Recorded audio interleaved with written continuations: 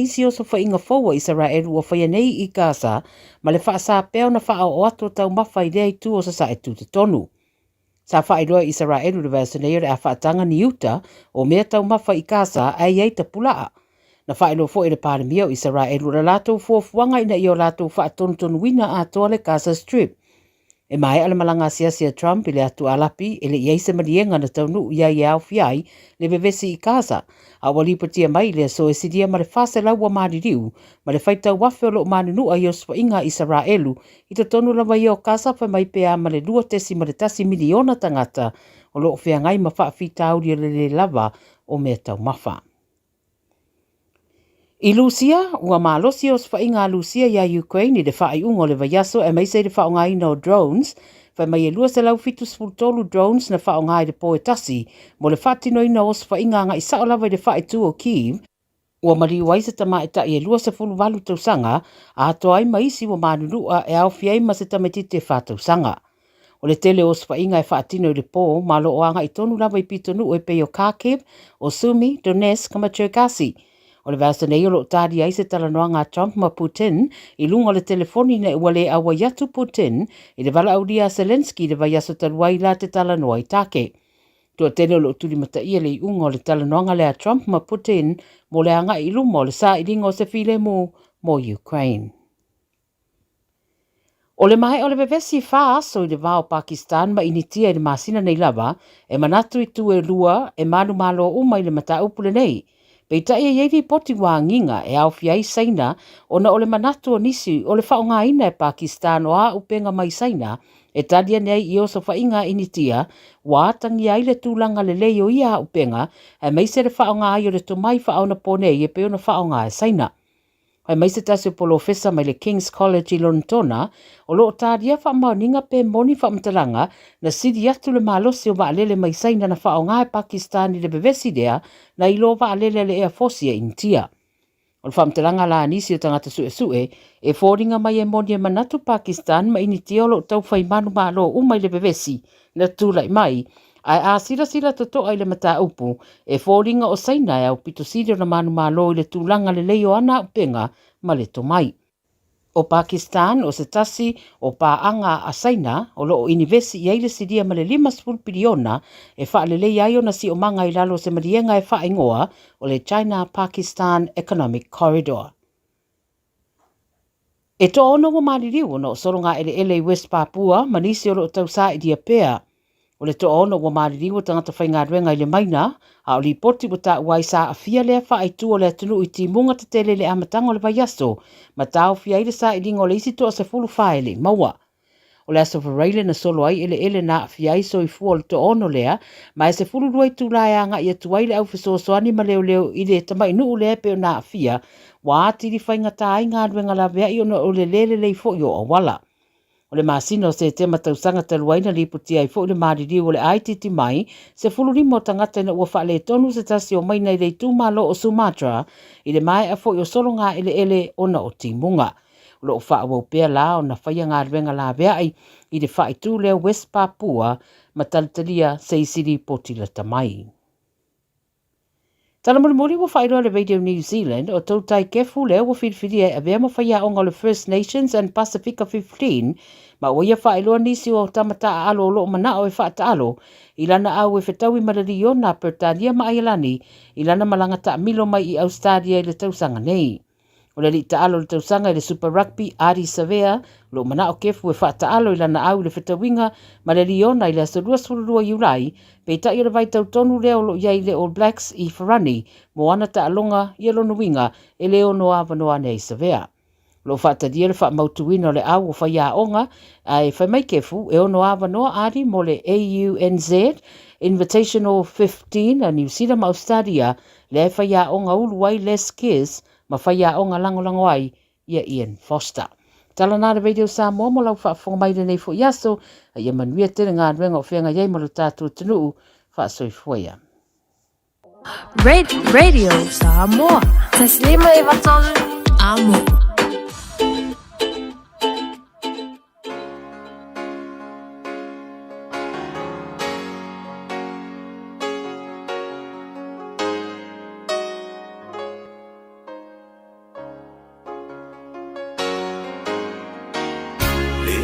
ai se tasi e whaalua ina o ele mana mea. A opa I atu ele ai se na te ave e sea. I tae ua lia ina ua lilo atu o fōlinga. Usue se mafutanga ai whaamutaina.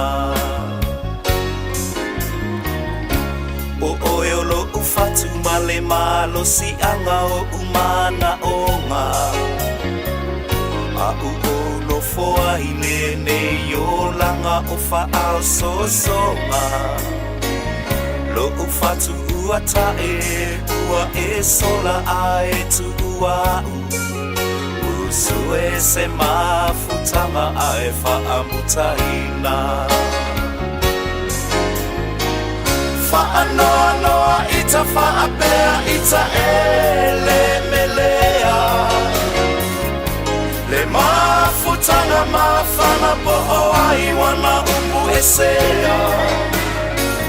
Le alofa mo oe ele whaalua ina lea. Usue se mafutanga ae motusia ina.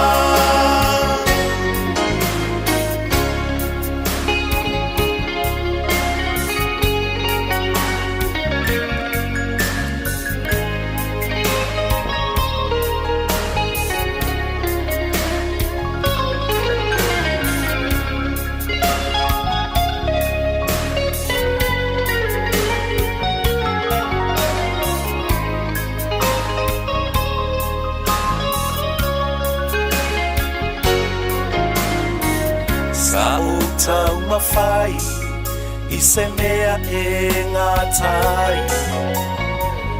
O te tau tino atu lo alofa mo oe e le ngā tamai. Ta fia fo I atu e mawai so umapusama. Usue se mafutanga ae whaamutaina. Whaanono ita whaapea ita ele melea. Le mafutanga mawhana poho ai wana upu esea.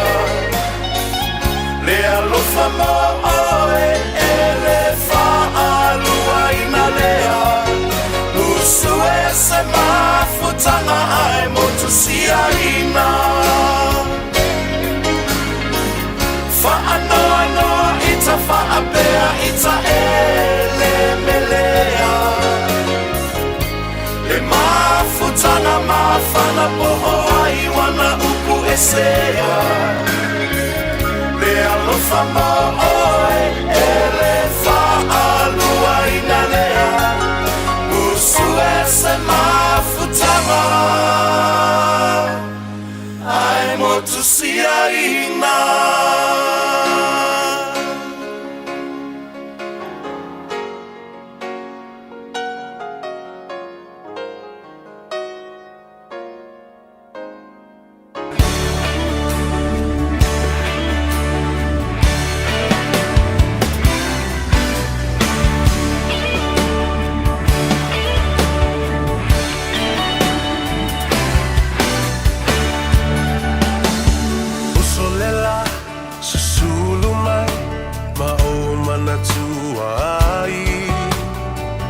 Samoa le nu'u o te nofo ai. Pe whaapewhea na ngalo atu o I lewa ai. Samoa o le penina o te fia fia I ai. O solela susulu mai ma o mana tua ai. La Samoa le nu'u o te nofo ai.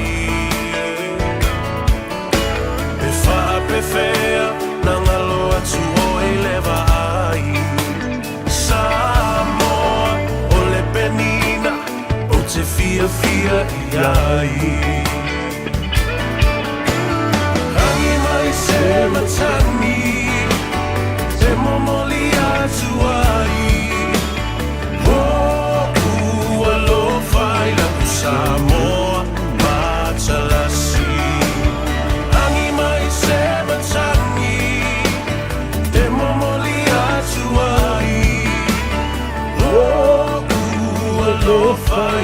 Samoa Matalasi. Ja, talo for lava le pa ia mavalunga o le whaafonga tāpuai. Ia, mai se fo i o le sila mai boa, le atunu pele Samoa i le nei a solua, wa tātou waulia mai ma le anganga fifio ma le anganga whaafitai. Ia, ona o le alofa ma le anga le lei o le tātou tapa au sili le langi. Wa tai mai lo tau soifua ma se malosi o le au una nei. Tātou whiloa i ma le fifio ma le manuia. I lumo le nu. E mai upu e whaasino i le awa le ainga o le ala i Salandoa. Ia, o le ua whanga i manu. A o upu e ave i le ipu o le ainga sa le pātū. Whamai ua tō manu. Ia, le nā, o le anga le leile nā o le atua. Ua tō ai manu o tātou whelua i ai. Ma le nganga whaafitai, ia, i lumbo le sila whanga le atua. Ma tei mai i tātou le te leo whaafita uli ma whaa lave. Ia, o lea, ua tātou whelua i le nganga whiwhia. O wholofa ma whatalofa i a te oe. Awa, o a lava singa ma fuafuanga alualu ma mau ale tangata.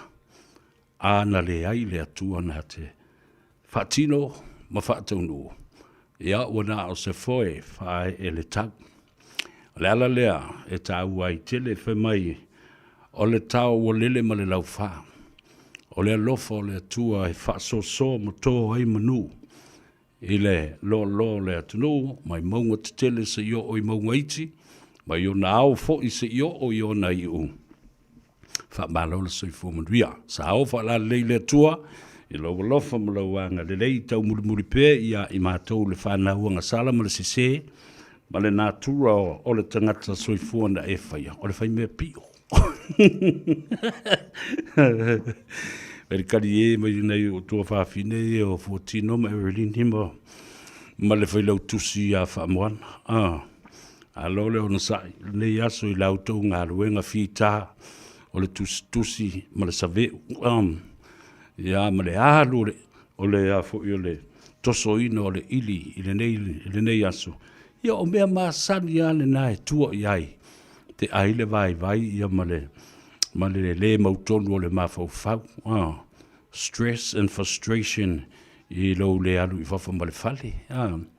Oe ave i le to ina le fionga masoe ave whati ti e matu le i whafo i lalo la au. Rawa se e felesi o nei tamam tina matua o le atulo. Ia, talo fo i ma whaatulo e le tawhatolu o le tātou vānanofo, pa ia ma malu whaale malo, pa ia foi ma malu whaa leanga nuu, ia ai te ngane, o pa ia ma malu whaale atua. Wha moe sābaruia le tai au, i le nganga e o le la, ia e ala usu fo i le atu nuu i ona Faiva mona tiute masani.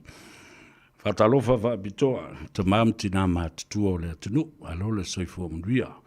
Talofa le au whainga luenga, ia, i whata whaitaulanga e fia, i la tau o lo ngālu rue pēr, ia ma i la tau ua malo lo manu malo, pa ua malo lo pensione mai, i le ngāluenga sau tau tase ai le tau waswaswina, o le ipu vai o le ola i tafa e fia o le lalulang, ia, ma so o se atu nuu o le kelope. Watalofa le tātou o tunu pele i Samoa, ia, ai mwise foi, o te ute ma Faiva, o lo whea ngai ai ma lo tātou, tunu ere ngā tele mā lo, ia o tangata lau tele, o Faiva e whai ere ngā tei whale, o Faiva e whai ere vā te tea, ia mai se whai o Faiva e whai ere tō sivi ma le tua vau, ma lo le o le sai, a lo le la pale ma le whātua toa, a boi moe, ia, o le ua, sfulu 5 minute wa te eleitu lai wha, wa tūla lata fua i le taimi o le mānawa o ngā luenga, ea mga Gagaifo ai Faiva o le atunuu. Ia po a whea lava o te tofi ai i tātou. Ea, whaaftai i le autustusi, whaatalofa i a te utau, e longa le tātou api o fōringa, ia whapea fo i mo le tātou YouTube channel. Ea, keep it coming. Press the like button, share our program, and also leave a comment for me so I can enjoy reading your comments and also enjoy analyzing who these people are. Mana yo o le tele o le autustusi o le telefone na la tawhaitau. Ia mata ata ia I winga o tangata. Ia fo isi au kuskusi o a wale lavangi upu le mafofau ia lele mele para vale. Ia lele mele para vale. Lele mele upu sa. Ia o le winga le na o tato e whapena winga o tangata fo lele o le tele me manava le ima fai kaukala ka ua sainga. Ia na o le iloni upo le atunu o mani upo le ngangana. Ia feo soilo ia la matau ai maa mai. Ia malau mai lo ma upu leanga. Seo le maali o tangata whapena I te ilo le lea ia le tuanga fale na whauwai le tangata le la. Ma le fale a onga fo I na onga ai. Na, a talo whai longa le apio fo linga. 14 o Josefa, talo fa sister. Ambelia whamoana o le whai lautusi. Le autustusi, ti lamus tele sefo. Ia, whapea fo I so whatasi ma marine tufele. Ala o mai moa mai I West Valley, Utah. Mai uono minute wa te aile se furu I le po. I o. Talo whai ia pa lole se furu manuia. O Saprika. Te mangi fo Saprika la touia. Furu o sou sileli. Talo whalava ma lole se furu manuia. Taile mafuta mai o Saprikala, lai mata mai le loi Omaru I Otago. Ai mai se fo I o dofanga I o lena lapata ia I lea soata na fi. O le vai aso atole nei, Canterbury, Dunedin, Otago, ia o le amatua I malulu. Ia mawhapena fo I le tele o le timu malulu o le a fi ai o tau. Ia le na whamalo, ia mau tau o sai fo I.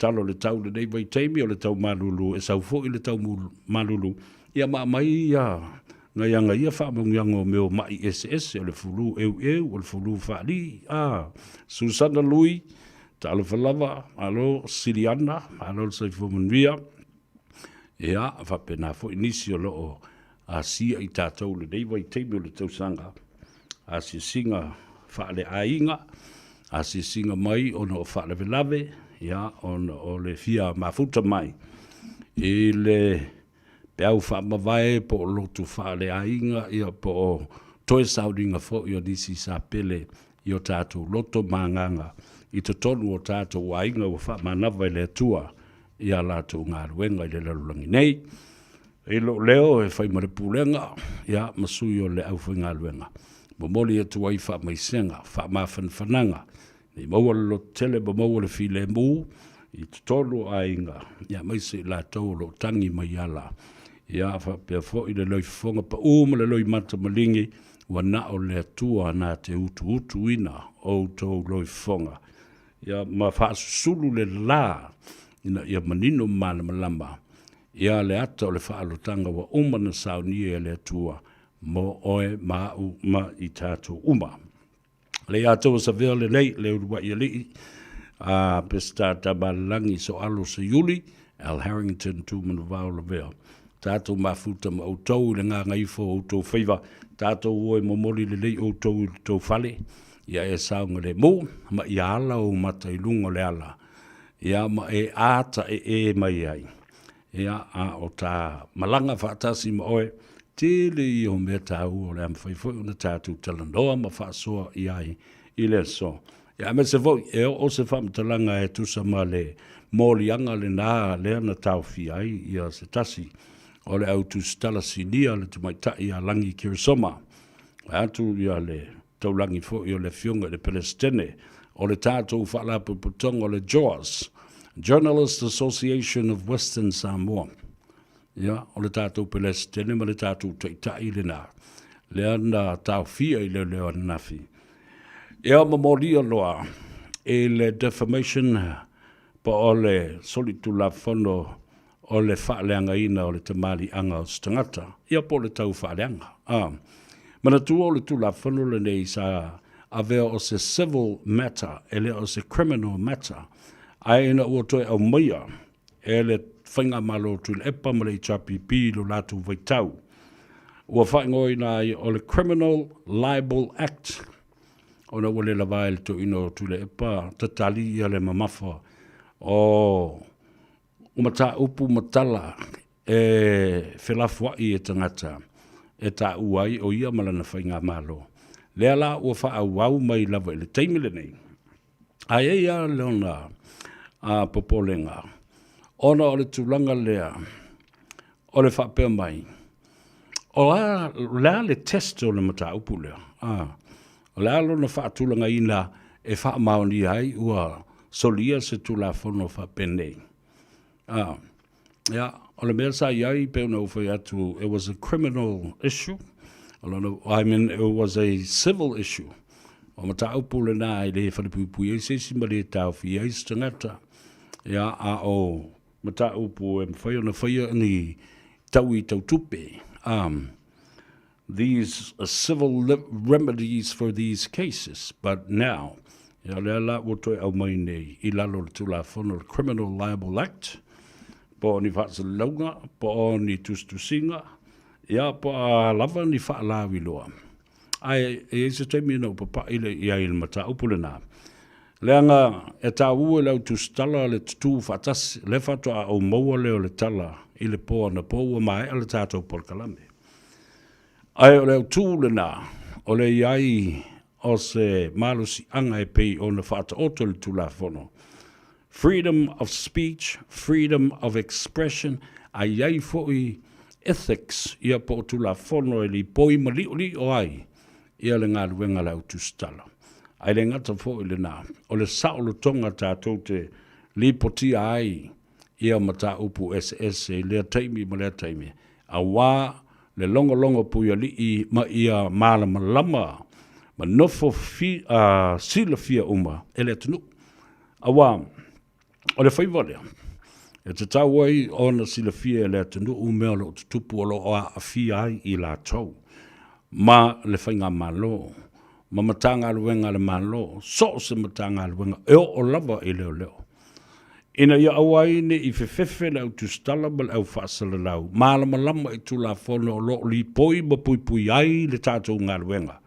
Ona tātou tutu whaatasi lea. E fe soso ni atu I seisi tustala po seisi fo I tangata whaasala lau e whaia le nei Faiva. Ina ua tau mia. Lona fo I saulo tonga. Ia pa ua sa tia fo I.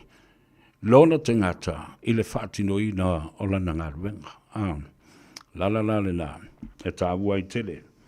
Le tū whatasi o le JAWS po le Journalist Association of Western Samoa. O le si la mea le tāu.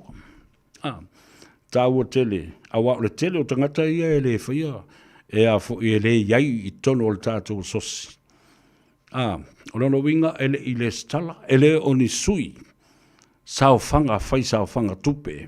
Ele stala ai I tono o le tātou maftanga. Ia la le whai atuai nei. Ele tō tele o lo whawhonga mai. A whai la o stangata whaasala lau. Ma se tangata tu stala alo ia. O na ola ia le whai lau tau le stala. E alo ia ai mautou maua le tātou tusi. O tū la whono. E lima ta I nai le tātou ngā luenga. Mamala malama ai principles and codes of practice. Ele nei ngā luenga ua tātou whaia. Ai le na o le leo wālawa. Ai le stala I le iai o se sui alo ia. Le stala I to tonu o le tātou maftanga o le asosia le au tu stala mana u whaasala lau o le media a Samoa. Nena. Patalo whatu ia la tauria o wawai atu I lunga o le tātou apia fōlinga. O le sunga a whawhawina Tanielu, Siliana, Susana Lui, ia whapefo I sa ako masamla ulu tui maunga pō, alo whalava malolo so I fumanuia, watching you from California. O Simalila, a Chong, lei a taua, alo whalava, Bruce, William Brown, ia le thumbs up, ali William, me tā ua na, alo, ngā rurue, I la tau uma I whale whai ngā ruenga le teimile nei. Lela awhalwha, koloki le card, sign out. ia fa balo atu le ngalu le yaso ofisa fale whainga luenga fale ngau si mea o whaato anga o lunga o le au ave pasi o le au ave loli au ave uber au ave courier ia fa pena fo i le au ave valele ma le au ave train o le au skipper po kapiteni o va fo ia fewa i le vasa la malo fo ia wa e te o tele ia o tatu tamba whanau la tau te whaia fo i lea ngā luenga lea ngā te nei ia whapena fo i ia wa aolo o whiwa i le wā o Samoa ma tuila ma manua ia whapena fo i ia le wā o sa le longa ma muli whanua alo whaftai ngā luenga lei o lo tō whaia ia le ia nisi o tō ngā lue o lo o tō ngā lue mō tō ainga whapena fo i ona ngā lue e whaatino ai le tautua o le ai tau malele mai New Zealand ei, Australia, Amerika, Hawaii, po whelava, le atu Asia, le atu Europa, o lo ngā lulu e alo matamawha, nau le atu nuu, awa ele ia se atu nuu wele o Yesu Samoa, o le kifa i foile Samoa, na, Fale Solomona watching you from Masterton, Helen Ulo La, talo whalava ia, hape fo ia mau i le pisi, talo wha mau le pisi, alo le se fumuria, ia mau to uma o anga i mai lunga, lesi a tātou platform, le YouTube, ia hape fo ia male tātou Facebook page. O le, mea matautia lena o whaalongo ne iai. I lungo le ala tele. I told you le whai una wha mautu ina mai. For my breaking news, ladies and gentlemen, the ACT Party has decided to exit from their coalition partners, National and Winston Peters New Zealand First. O wha whunga lupuna. Tala lata mai ne ia wa matano collapse ia mawafo le whunga tia I le tāwhatolu o le whainga maloso o whatasi lea o lo iei nei. I le wā o le National, whaipuipo atu i le actor Seymour, David Seymour, ia ma le lātou whaipuiponga fhoi. Lea o lo o whatino ai, ia ma fausia o le whainga maloso o whatasi. Ma wawasa mana ia Winston Peters, ma le New Zealand First. E ia lau tau māsalu salonga. E le ngata o le paketi o le tupe e lua, o le le talia ina e le vaenga le nei a Christopher Luxon ma le National. Ia whapena fo I Winston Peters ma le New Zealand First.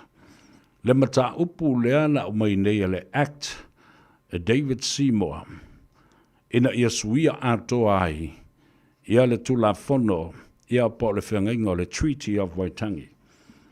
The changes that was brought by ACT David Seymour to change the whole ball game about the principles of Waitangi, or the Treaty of Waitangi.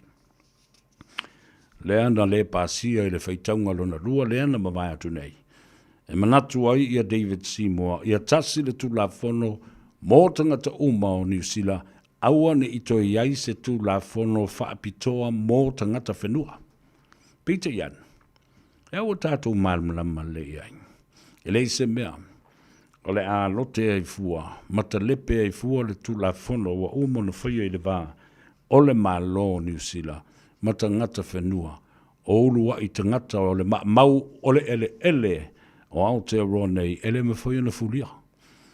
Ma talepe seisi lo lātou tala whaasalopito, o le ala wo mai, wa tutusa le leia ma le mea lea tula I mai Samoa. So is it a pattern or a trend that we're looking at in terms of political turmoil, political unrest, political crisis, and the uncertainty that now New Zealand has faced, and the public is looking in, watching, and listening very careful. Now, pila a kau whakai ka I New Zealand le kia mokalasi e Samoa la pingi mai Samoa. Orkos fulurima. Kai mai le malo. Ai ngofo le vaenga e ko lo se fulu nofo mai matula e pomala na sful male vatu. So what now? La le mele la tupu nei. Ile fausanga le malo le awa le ale atoa iai no foa. E fausia ai le malo ma le coalition. Ia pa o le malo so fatasi i pati nei e tolu. Le National, le New Zealand First, whapea fo i ma le ACT Party. Ia wai ka mo ia David C. Moa i la wali ia. Il to ino vavasa. Ia whapena fo ia Chris Luxon. Ona o le le. Lango ina o lana pili ma lana tula fono lena o mai. E winga i le document po le whiangainga o le Treaty of Waitangi. Na mafua ai o na malie. E sau i tonu o le malo so fatasi fausi ai se malo. Ina ua mai a le whainga panota. Ia, tātou whātali talipea ma tuli loa i nisi o tātou talafou I vai whanua I le ngangana Peritania pe atale I tū la e lima I le awhiawhinei. Ia pole I tū la fōi e ono. Leo toi ba mau. Ia le nofo whaatali tali o le atunu. E winga I whaamsinonga lea o le a wala au. E le baia sofau. A sunga fua wala au ia le whaamsinonga le nae pe o na tātou nofo whaatali iai. Ia po afu I mea o le atula I mai ai pe o nofo I atu le asona nafi. O le matua tele o mea o le a o le nofo ia isi tangata. Matapua o le a maua isi tangata. O le a maua isi tangata. O lau tu ua lalo leo le amatu nei. E le sunga lauli ia whapena fu ia lato uma ia to ono. O le sunga lauli, o le sunga ia lio, o le sunga ia lise, o le sunga ia Sam, malon to lua sivai, ia whapea fui le fionga I le ali I whaipule. Ia sua, ia po le li whaipule fo ia whaipule ai. O I lātou o leo le atula I mai mantua, I le o ia se tau finga. Po o se suppression order mai le whaamasinonga. E tau fi ai le tātou talanoa. E le whapea o le case atoa. Aena o ni mawhauwhaunga mani manatu. E oto atu e winga I le nei mata upu. Awa, peila al mele leo te vatua nei. Ina ia nofo uta I eile sunga la aulima I lato uma nei ua moria whatasi I lato. Ono le case in the nei o tu au. What I have recommended to Lauli, and I strongly advised Lauli's defense legal team to ask the presiding judge for a court order to subpoena phone records and data from the Vodafone tower and also the Digicel tower. Finally, somebody is listening. Mawhaalongo mai I a te au. Mai a apo ina le tā ua le mea o te tala noa tuai. Ano ni leo papalangi. Ma se su enga whaapalangi. Wa lewa na maua aisea. O ia e mua target maoe e sue. O le leina o fesota inga. O le telefoni. O le a? Ioe, o le telefoni. Awa, e tusapa ua tatae ma ua tongi le sami le telefoni, the data is still valid with the information that is in there. Ia watoi o mai ala launga ile au tū lea ma le whamaoni, le whafonga mai ia le matanga luengo le leo, ai se a o le mwhai ai, ona utou pick up. This is one of the most important lead to this investigation. Telephone records. I le mawhai ona toe delete, I le mawhai ona toe tape, pe te tango e whaaleanga, pe tongi. I le afi le telefoni. All those records are recorded and kept up in the towels and the datas of these towels. Maua o mai I tangata. A mai ma le telefoni a Alimoki. A mai ma le telefoni a Sam. Lua telefoni wale lua Sam. Nāle me wale mawhai ai. Nāle me wale mawhai ai. And that is my advice. As I said, Ilesi fo imata opulane. The strongly advise Lauli's defense legal team to ask presiding judge for a court order to subpoena phones data and records. Lua. To ask and advise the judge to produce a court order to subpoena Western Union records and request Western Union money transfer, records for those people that send the money and the people that received and retrieved the money sent from Australia. Ole te talo atu lea I le whamsinonga. Ina ia whaia se whaatanunga whaale tu la whono. E au mai ai records umalawa o telefoni ma whaamomonga o lo o iai I le pau telefoni. A le Digicel, whapena fōi ma le Vodafone. Mai uma telefoni nei na o tōsi sira le because these data can be printed into text messages. Motoai lo le leia a print out te pei ale pei ale te whaitaua I le newspaper. O le text mai ai, I le ale teimi a le ale aso. O ana whea na whaatino ai le text. O ai le tangata lea na text a o ai le tala noa ma whaso tai ma le tangata. O tau se sila ye. This is the first ever time o whaalongo ia o se case whapenei. O matua le whaataua ina lava. Ia le leina o whasota inga. Who said this and who did that? Where was this person? Even the location of the person on the night of any event or accident. E matua maua le li wha momonga le nā po whena e tu oima ulau telefoni. A o whea fo ina malanga I le telefoni.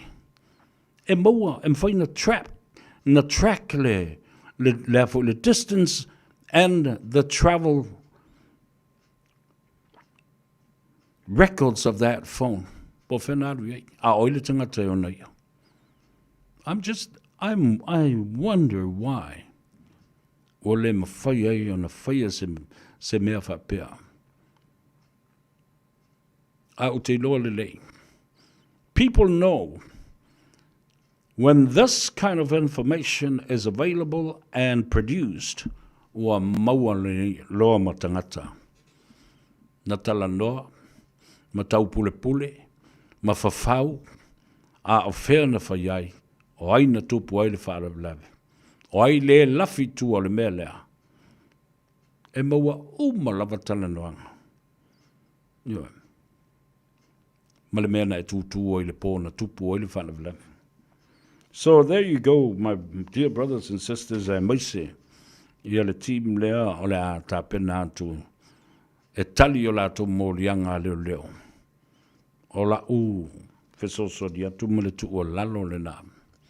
Ina ia mawhai ai, o na wha a venga, e le su eina o tau, ma le tali atu I mōrianga nei. There you go. Te le nā whesoso adi. O le matua I te le o le nā whesosoari ma le nā tu ua lalo. E mawhai ai. E le ngata ina whesosoari e fo I leo ma le lato mata upu ma lato morianga. O le a lato I loa I nei I. Le tu e a ngā I ai. Ma to e I ai le fulu a mai lato susua. Ai maise tangata ia la lafi mai tu o le mea lea. Le fautuanga ma le tu o lalo lo na lua le nā. awa e ui o le fionga i le te maitai whaipule. Ia muli pola ana rosa, sa avea ma minister o tupe, ia toi avea foi la ia le ma minister o tinama, ma te maitai maanga whaso tai ma pulenga nuu. Ai, o ia o stangata sa hanga lue ma olo iai lona sao, i le company la whatupe, i le lalulangi atoa, le Western Union. O ina e mauai wha maunga. O le mea na lafo mai ai tupe ia e vevesi ai nei mata au leanga i nai la uli mamori ai wha pea. O lona ia wha ingoina o stangata, na lafo mai ai ni tupe, ini tangata, i Samoa. O ni tangata e ai i te tolu o le ofisa o leo leo, ma ngā lulu e ai. O ai la ia tangata. A o ai le tangata lea na la fō mai le tupe i Australia. O le ale wingo lea tupe.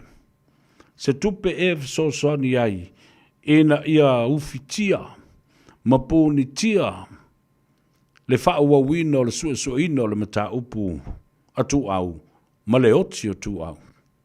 Oina lafo mai le tupe. Oina talaina le tupe i tua. Lea lea tupe. Se tutongi. Po osea. Ma me umana e o iai ia le suenga. Ona maua i loa le i o le tangata. Now for ingo le tupe o le tangata. The sender of that money from Australia, where was it sent from? Was it at the state of Victoria in Melbourne? Was it in Brisbane? Was it in Sydney, New South Wales, Victoria? Or Hobart? Or down at the Tasmania Island? Where they me? Ma live on a tauna maua. Live on a tauna maua. Ja, nena. Tātou amata i nā. Ile mata upule na ono tātou nofu mfatali tali nei ai. Awa ole a ingo tu au. The parents, the brothers and sisters, the nuclear family, the extended family, le a inga atoa, le nuu, le kalesia, ma le atu nuu fo i Samoa atoa, ua a fia atoa i le maliu o le tambalea. Everybody has been affected. A fia uma mafo whaungo tangata, o loto ma nganga o tangata. Ma o I fo i o le vai fo malu. E wha ma ngalo ai, ma wha mamai I ngoa, ma a inga o tangata ia e lau manu, ia mai lava le amatanga. And that is the reason why this case is very important, because many are implicated. Many have been affected. Many have been accused or so-called allegedly accused. This is the greatest time to clear the air and clean up these people's names. Whaamamai ngō tangata nei. Mamoa se toa fi malie ma se whaanga manga longa. Mo I la tau pēr whai e le I anga sala. Ma tongi se maa. Ma iai so na a fianga. Pē tau ufi le mataupu. Pē na te loa se vaenga e winga le mataupu le nei. The greatest time to come clean. And take back what has been said that is not truthful. And this is the best time for people to speak out. Ia mana tua le leila o tala le nei. O le upu lea, o le silence, o le filemu, o le le tautala. Tele I o upu e whaonga, e whatustusa I le upu le nei. Silence is golden. O le upu o le file mu e le mamulu atu se upu. po o se whai o se tala. O se auro mao i lama. Aisea.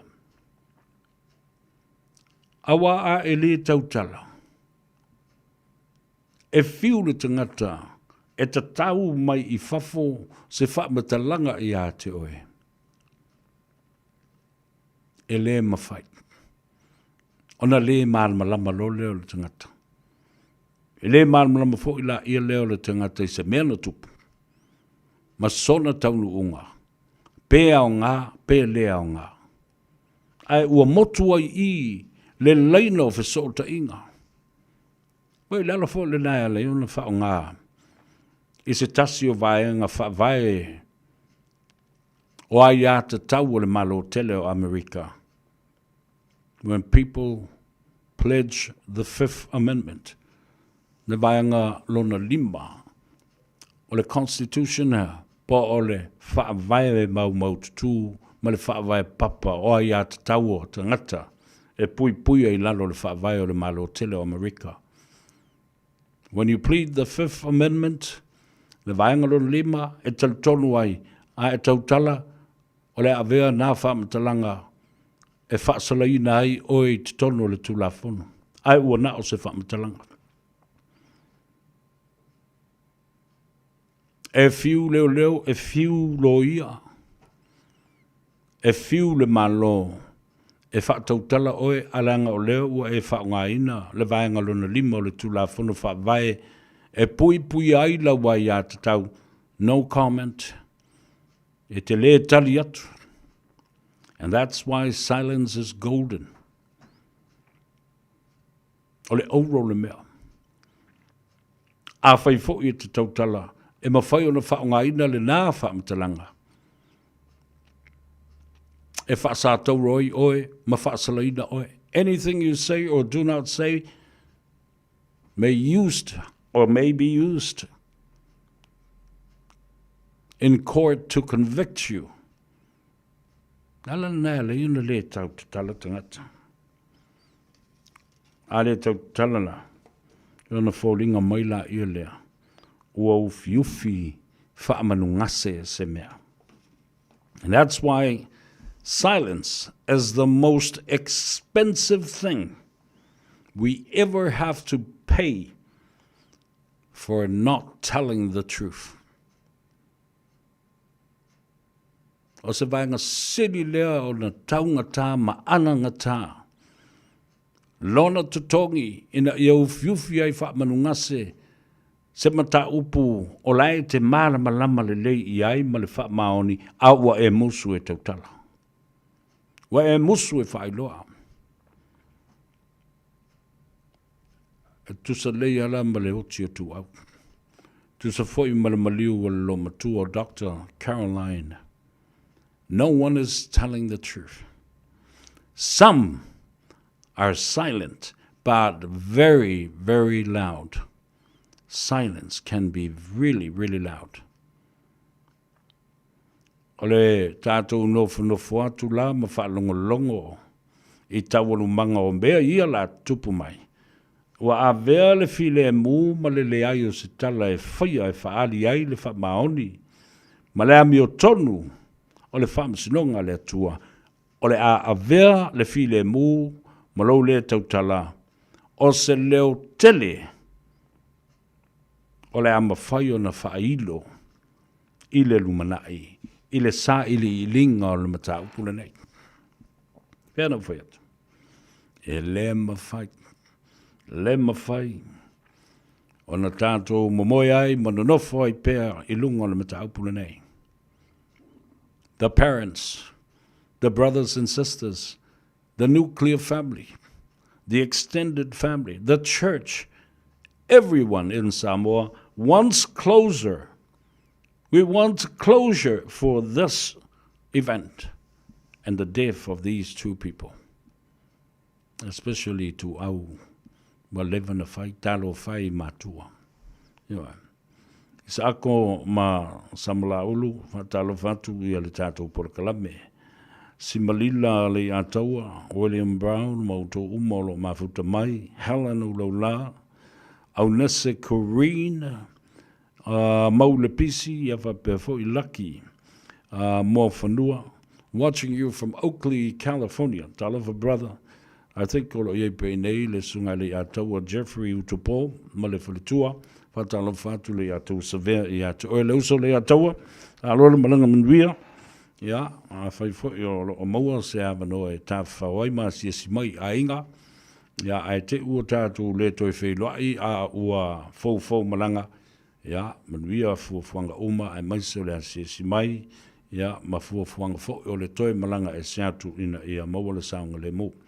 William Brown, for my soifua, lau fionga le ataua, ia, now le thumbs up, love, e wawele na, e mana I le la pupo o, kama I limo o lo filima. Ioane simeti talo falava, ma lole soifua manuia, ma lole ngā lulue le nei aso. Island Man, talo fa, Soft Radio Samoa Live Broadcast, talo falava ma lole soifua manuia, Lola sio mika talofa repena ma lole soifua lola sio aftaile mafuta mai ia whapea fo I le tuafine ia Amelia Whamoana. Can you imagine tātou toi tō manatu nei I le mea lea tātou te sāwa wali ai. Ai emo ifo leta.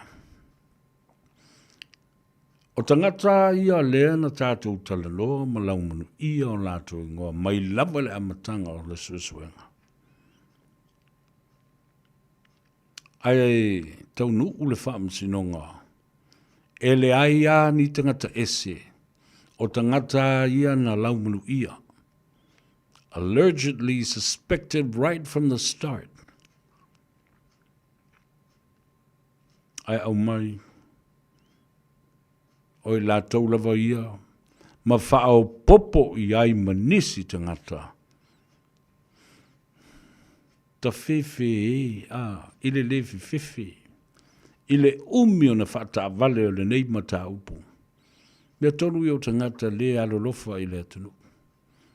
Le fefe I le atua. Wa le mawhai ai no lato mai I luma.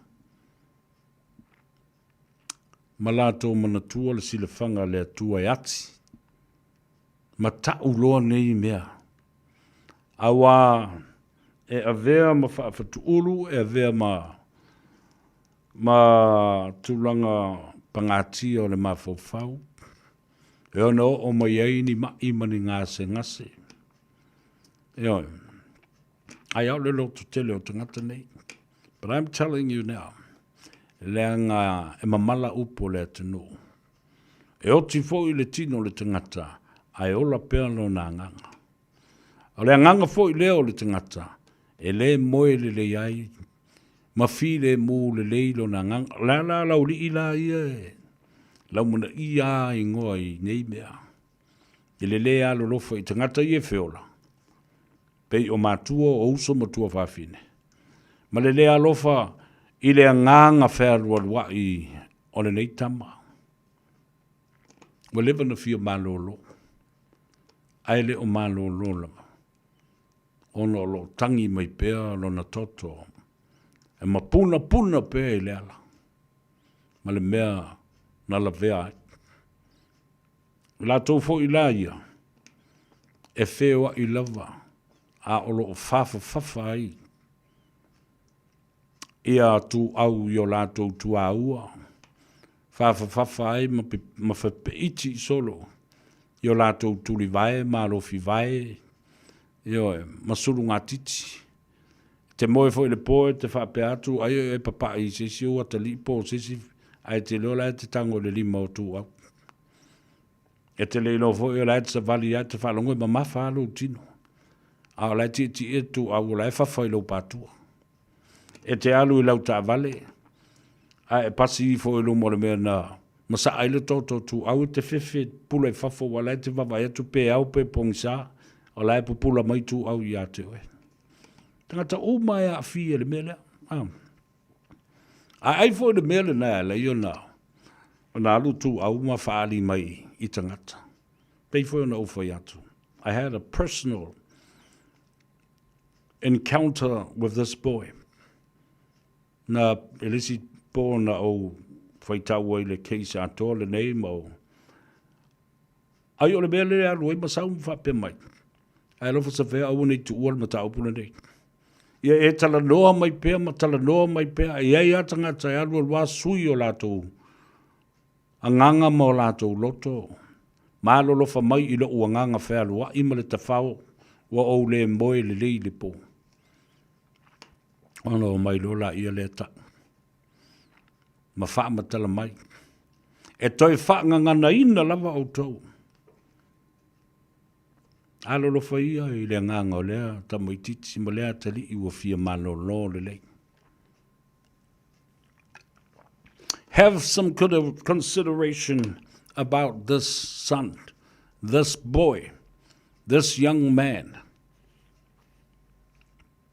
who is not resting in peace. Ano so wa tali ila. Ano so wa tali ipo so wa fini. E te malo loa ili sa ilinga lea.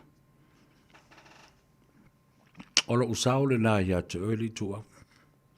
E le mawhai e na whaangaloina le mata upu lea wa e alu ese atua I ma le soi fuanga wha le tino I lea so. Lea la wata oto mai le tino le tama. A o le fel wa yalo na nganga. E a pe ase yalo lo whai le nganga le nei tama. Ina ia malo lo ma le file mu. Ma mapu atu le oli sanga tu mau. Ma fo I le nganga I le atua ma le palateiso e whaatalitali ai. A wā le toi tutu ma le wha.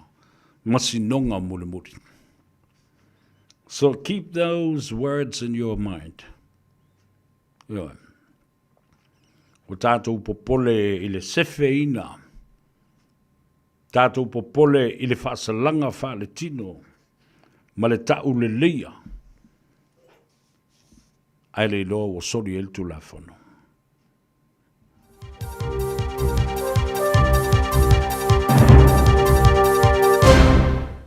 Tala flava malo le soifo si mai le whaafonga I talafo le video Samoa.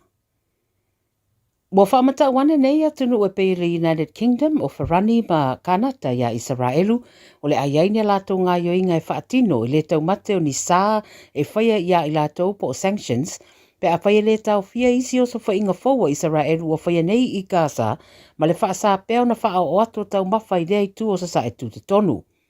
Sa whairoa Israelu le vasa nei o le a whaatanga ni uta o mea tau mawhai I Gaza ai ei ta pulaa.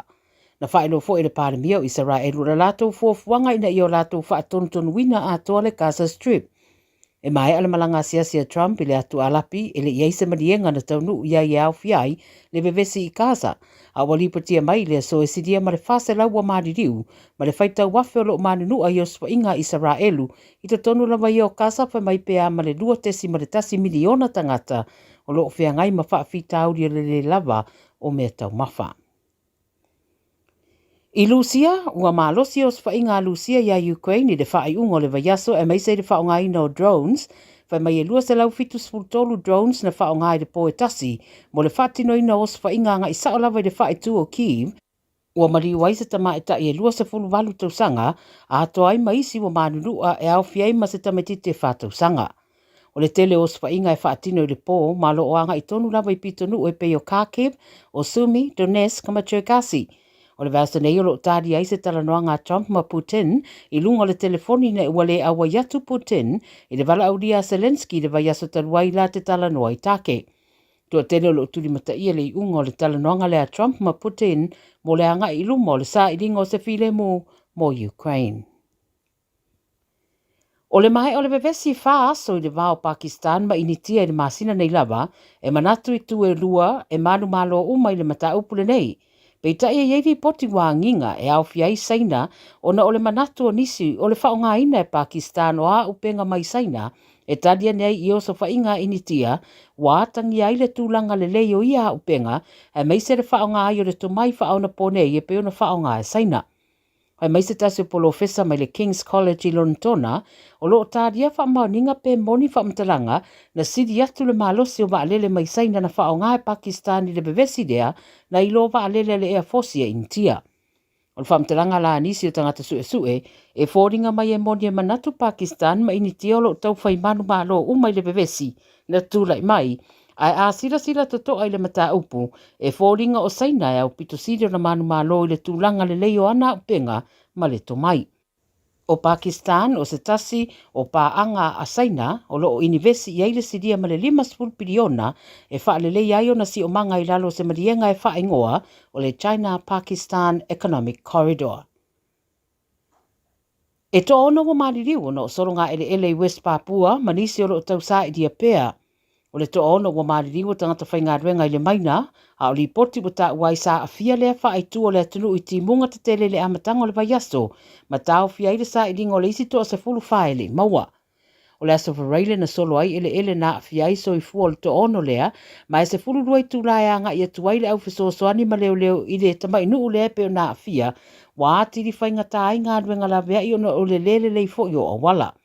O le masino se te matausanga taluaina li putia i fo le mariri o le aititi mai se fulurimo tangata na ua whaale tonu se tasi o maina i le tūmalo o Sumatra i le mai a fo i o solonga ele ona o timunga. O lo wha au pea la o na whaia ngā ruenga la veai i le wha i tū leo West Papua matalitalia se isiri potila tamai. Tala muri wa whairoa le Radio New Zealand o tautai kefu leo wa whiriwhiria e vea ma whaia onga le First Nations and Pacifica 15 ma oia whairoa nisi o tamata a alo o loo mana o e whaata alo i lana au e whetaui marari o na Pertania ma Ailani i lana malanga ta milo mai i Australia i le tausanga nei. O le rita alo le tausanga i le Super Rugby Ari Savea lo mana o kefu e whaata alo i lana au le whetawinga ma le liona i le asorua sururua iulai pe ta i le vai tautonu leo lo iai le All Blacks i Wharani mo ana ta alonga i lo nuinga e leo noa vanoa nei Savea.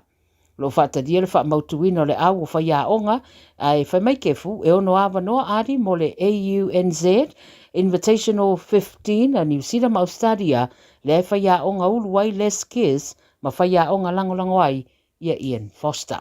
Tala nā re Radio Samoa mo lau whaafonga mai nei fo iaso a ia manuia tere ngā ruenga o whenga iei mo le tātua tunuu whaasoi fuia. Talofa, we're the Katinas, and you're listening to Radio Samoa on 1593 AM.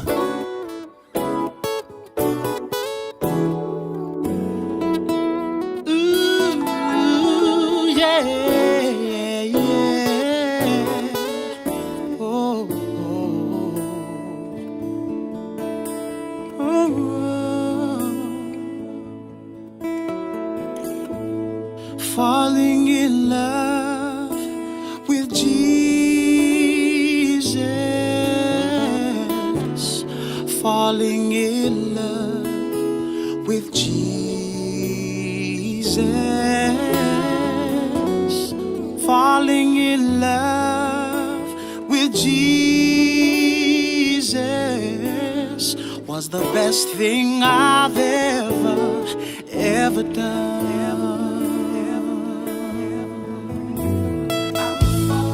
Falling in love with Jesus. Falling in love with Jesus. Falling in love with Jesus was the best thing I've ever done.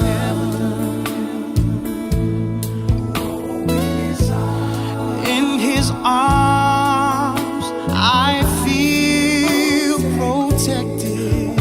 Yes, in His arms, never disconnected. No, in His arms, I feel protected. There is no place I'd rather be.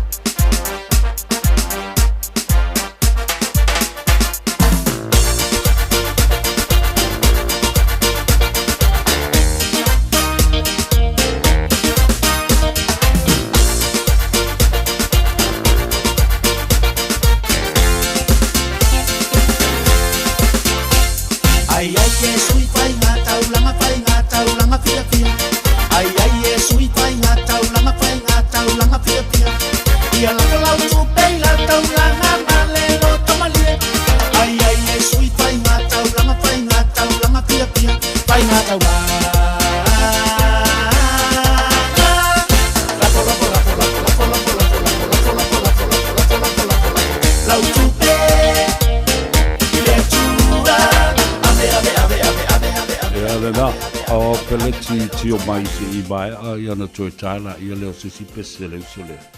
Langa o le ua tau mai ia le sa fo lau o le te bai ta ia ati. Fai fo imba fonga tau moli o le pulenga. O le tātou fale ta vale. Le Henderson Cars ia mo se tātou. Li poti fo ia tu sai ma le aso fatalo fatu ati. Alo le soi fu manuia vaftai mo le teimi wa Faiva no mai. Ia malo sei fosa vea ia lange mafo ia tuelo fa pene fa fo inde sapo kalame masani ia malo la valenga lulue ia le foela le foela ma na vanga luenga ia lo su mau pele lo fole tsuia tsa so ia o amane nai tsu sa so officer ia mani ia fo ia lo omria fa tai e mai le aso bale alwenga fita lo fenga iai. Ia o se riposi asu I le tato officer I le aso ia sa failava se pisi le nei aso aso I o tama whainga lava ia wha uma ia le tele lava o talasanga le malo le tunu usasu ina mailuna o telefoni ia ma lunga le media ia te milane I o lo unga lua iniso le officer wha uma ia ona lache ia application for ele malo le tunu ia ai le tapunia sa so nei le tulai e ono ia a o nisi fe tato a ina lunga nei o kilani ia le safa tino ina ia la to sign up le safa ia la to sign up ia lo wato e te taliu atu la so mauta foi ia ona faso au mai lole le weekend e piki ala to tavale ia o taso promotion masani lava lo fa pena fa alu te mine sa vea family molo se temi o luma te lole masina fo ia le fa pena fa uma le promotion taso sa vale e tolu le fa pena alu lava te mine so te le malo le sunu o le taso piki apo mahindra le mau le fa fetala me alofa ia o le taso sa vale o le XUV 700 Itinu foa, ia le mawai fo le mea lufa tupe lua fetala, ia whaatase ma le tato Scorpio Kiwi Edition, ia le mawai fo le mea lufa tupe. E lua fetala, o te tawala na tolu le whapeo na whaalu level teminei, ia se temi o iluma, ia na whamai, aloa leo tato promotion, ia Pia teminei o lo to tele lava le malo na tunu o lo apalai mai tawale e tolu.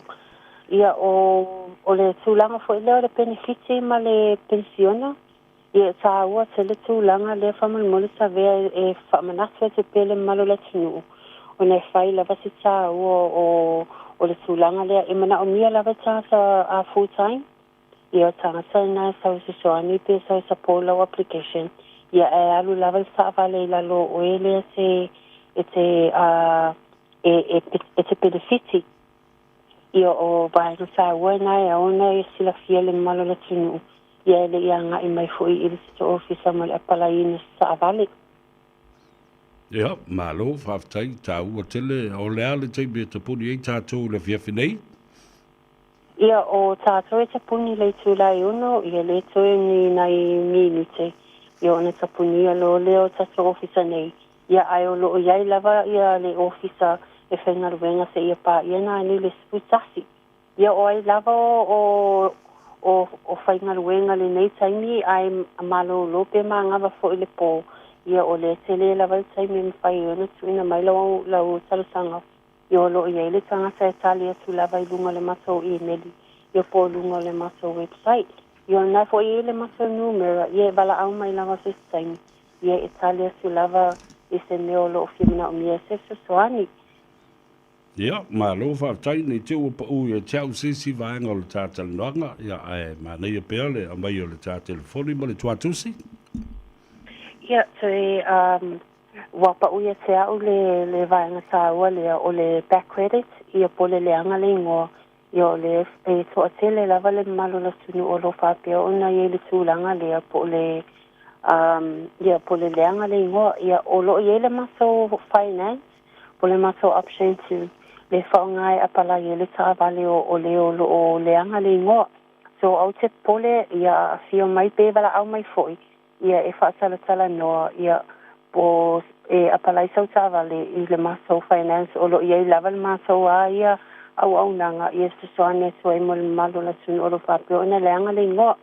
Ia o ai lava lo whimana o misa se soane e fia sa ili se sa o lo a inga ia wala au mai ia o asi i le numera o vali se lau fitu tastasi ia po le su sa au mai foi i le maso officer nei le sasi wafa Kevin Tishrai ia ma le maso numera telefoni ia naua o whailo atu ia ma le maso Facebook page le nai alu le hende senkas ia e te email i meisa se taimi lava le po ia e le taina suma tasi ia o se ta li poti atu nai le nei aso ia whaftai lava sa vea mo le avanoa te whilo i tai alu sa pokalami maasani. Le lei whaftai tele mo le tā whaatalanoanga ia ai alo whangia le tua ia ngā luenga o tutoe whailoa i le asoa tai au tau nuu fo i manuia i ainga ma le saunga le mo ai whaasoifu waia mo le teminei.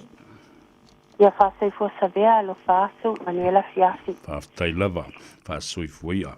O le tamaitai o ati mai le tātou whale tavale le Henderson Cars e te maua e le tuatusi sa lau wivas fu ma le wha Cavendish Drive i Papatoetoe i nā i manukau. Ia ma wala au le lātou telefoni e le se tongi o walu sa lau fitu tasi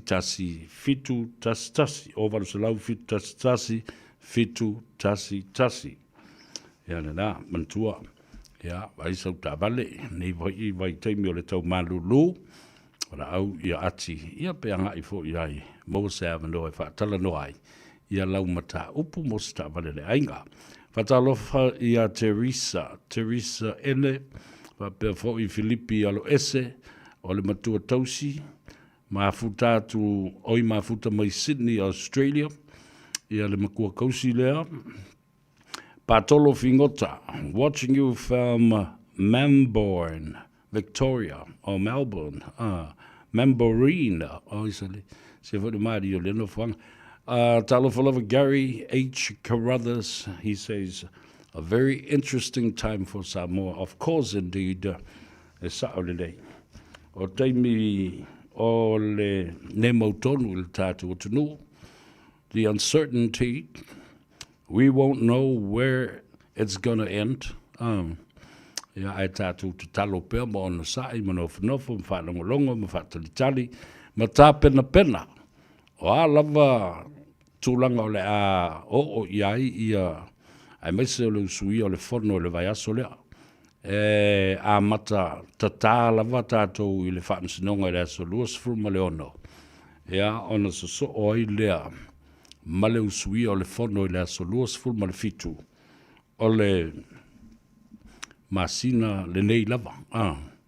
Ia, o le otoe mamau, o luas ful o no toe ono aso, whaile whamsinonga, ai toe fitu aso usu le whono, ale pāle mene ina ua mai le mata upu o le pālota ale a fionga le whonga of te lai.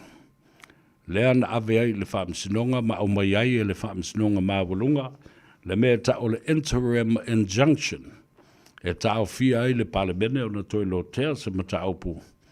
Ia ma au inkoe feise fongo, se i uma le leile mata aupu le fongo ftalai. Lea lau au mai le mata aupu le fongo ftalai, ele o toi po se lilo le whaafonga, manu malo le fongo ftalai le taamisanga bu mua lea. Ale fa utoi o le vaanga lea, e ave le apiri. Fai mai a o le i la wina le unga ale whaamsinonga mai le whaamsino sili. Wa le wana lātou iloa e whaia ina le lātou mata upo le HRPP. Lea lola na oa iloa. I le tapena lava le apili le teimi lava le nā. Ioe. Na mua tapena le apili le ilawina le unga le whaamsinonga. Ioe. A lea la, o tusa o le mata upo na ave. O le palota al fonga ftalai. A lea la wa uma mai le mata upo le al fonga ftalai. A o le mata upo a fia mema le tō telo i la tōu i langlangoina. E iai ma le vaenga a tulepa. O le saa ili o se vaenga o le tula fono whaavae. O lo o whaapea mai ai. E iai le awala e tuli ai le fonga ftalai. Pe o lo spela mai fo i tono le whaavae. Ia le mata upo e mawhai ei o na tuli le fonga ftalai. Te se sila lai. Tō le mata upo mua o le palota le fonga ftalai. O le mata upo le nātu le epa ma fono toe. A o le mta upu au whaatasi ai ia fia me ma le tō sifuru ma le tō lima. Whaatasi ai ma tui le epa ma i la tō uma ia. E lango o le mta upu lea. O le tuli o le fonga ftalai. Remove the speaker from parliament and from his chair. La le mea tupu. Wa fiu wa sua se mea. Wa fiu wa sua se mea. O lo tau tala ma i ai le whawai. E mawhai ei o na tuli ma wha malolo le fonga ftalai. Whaatasi ai ma le sui fonga ftalai. Ma kau kia. Ia rena. Susu o angele lau pepa, susu angele si lau pepa, susu angele si lau pepa. Awa kwa ele ia se mea e ono tuli ai ia le fonga ftalai. Ona au whaatasi lola ia le ia tu ina mai le fasili. Pētali ina le lafo ua whaatu. Ina ia tala no ina ai de lafo lea. E whaate ai le fonga ftalai e whaase e tuangalu.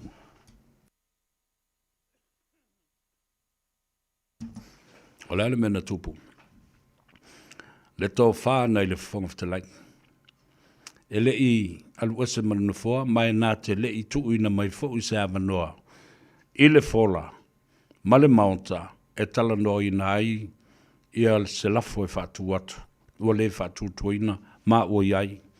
Ia le vaenga o le tula fono whaavae e mwhai ona tuli le fonga ftalai. Ia. Tātou whaatali tali la ia, e le iwa se mea whapena na whaila ina. Why? E le tō mai o le fionga le fonga ftalai. E le au mai o le avanoa. E talepe ai e lau vaenga i le nufo ma whaatu se lafo ma langolango ina se lafo. Tāo fiofi ma mau le umaya le fonga ftalai. Aia. Ua mai ma le fe e le ise me o iai tonu o le maoto. O tonu o le whabai. E ono tuli ei le fonga ftalai. Tusa lei ale mea le vanga lea. Lena whai nei. Ma le mata upu lena whai a Donald Trump. I le vai aso na se ima vai atu nei. Vaso lau te nei. Number 12, whate ia ato America. Donald Trump, through the FBI, has ordered the arrest of judges that do not obey his executive orders.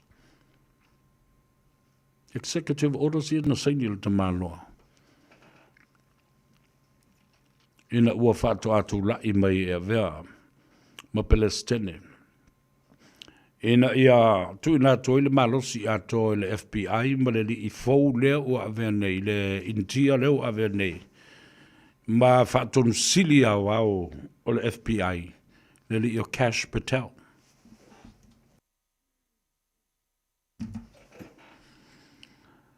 Au atu ata ngata ni i tutono.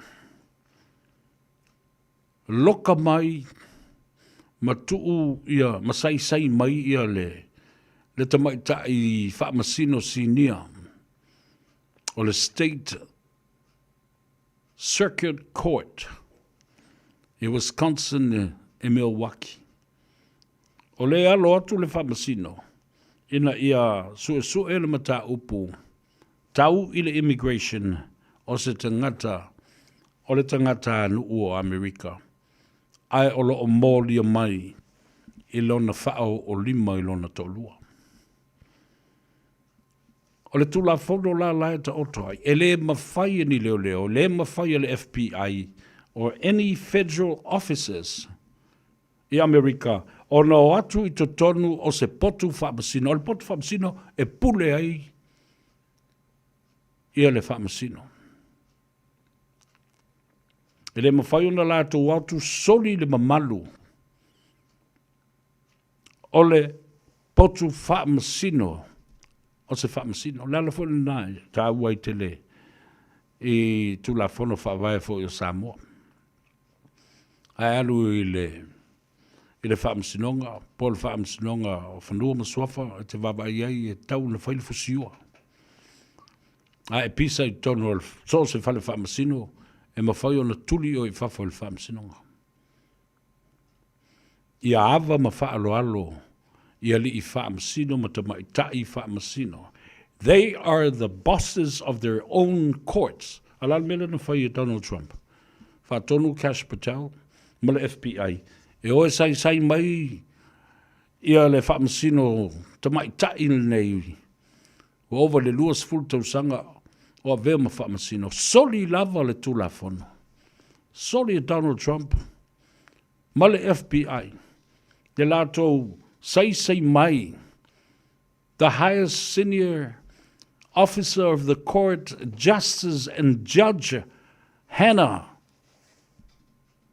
Dukin. Ia ta fe le fai tau fia se fulu miliona. O le asua I nei e le whamasino. O le mea leo I nei. A le whaalongo al tangata. Ia Donald Trump. Ua soli fo I Donald Trump le tula whano. Whaatonu leo. Whaatonu leo silio na maulunga masinia I tonu le FBI. Ma le tala whaasolo pito le laulangi. I lo lato malusi anga. The Federal Bureau of Investigation, or the FBI. Le matanga I se mea whapea. Ai otunu leo, sai mai I se whamasino. A o lae whaila na ngaruenga.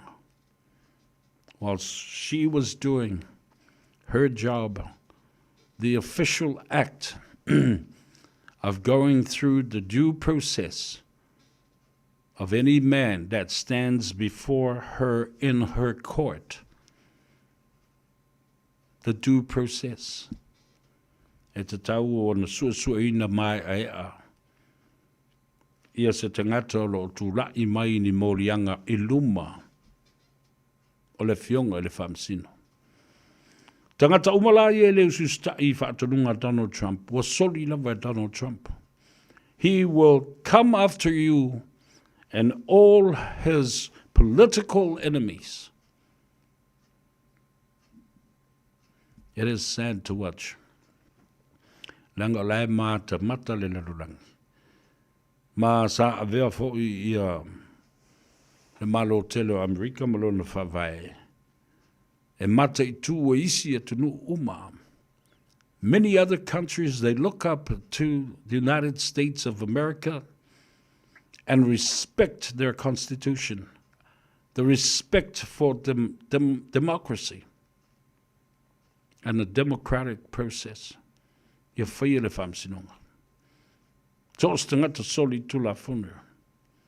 You're only innocent until proven in the court of law. Talofatu ilusu Rudy Tatabel.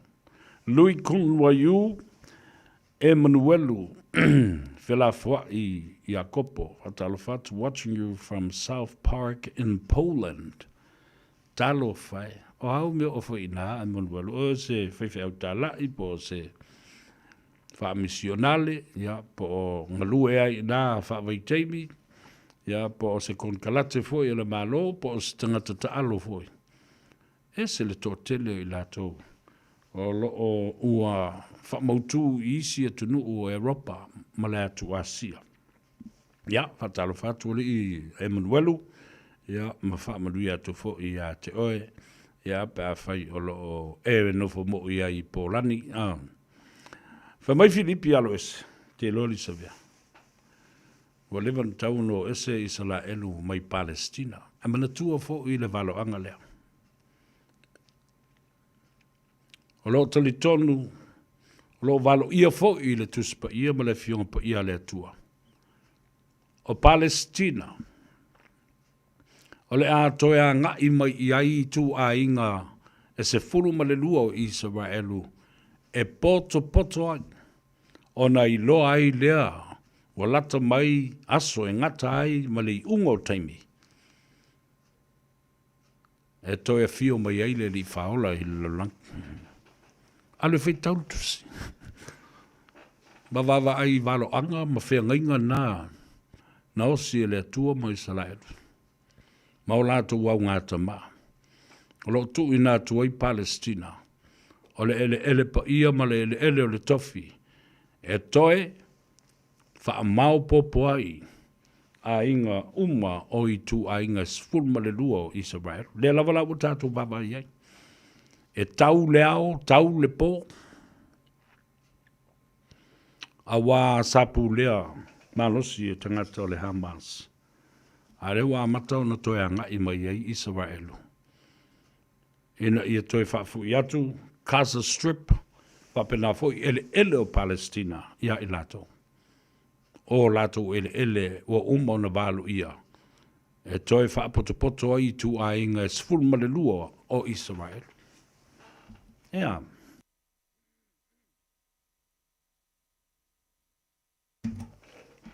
Olo iai pea mea lo tula I mai le tātou o tenu ue ui ina ua. Whaasolo muri e le malo. Ia pili fo I nei e tolu.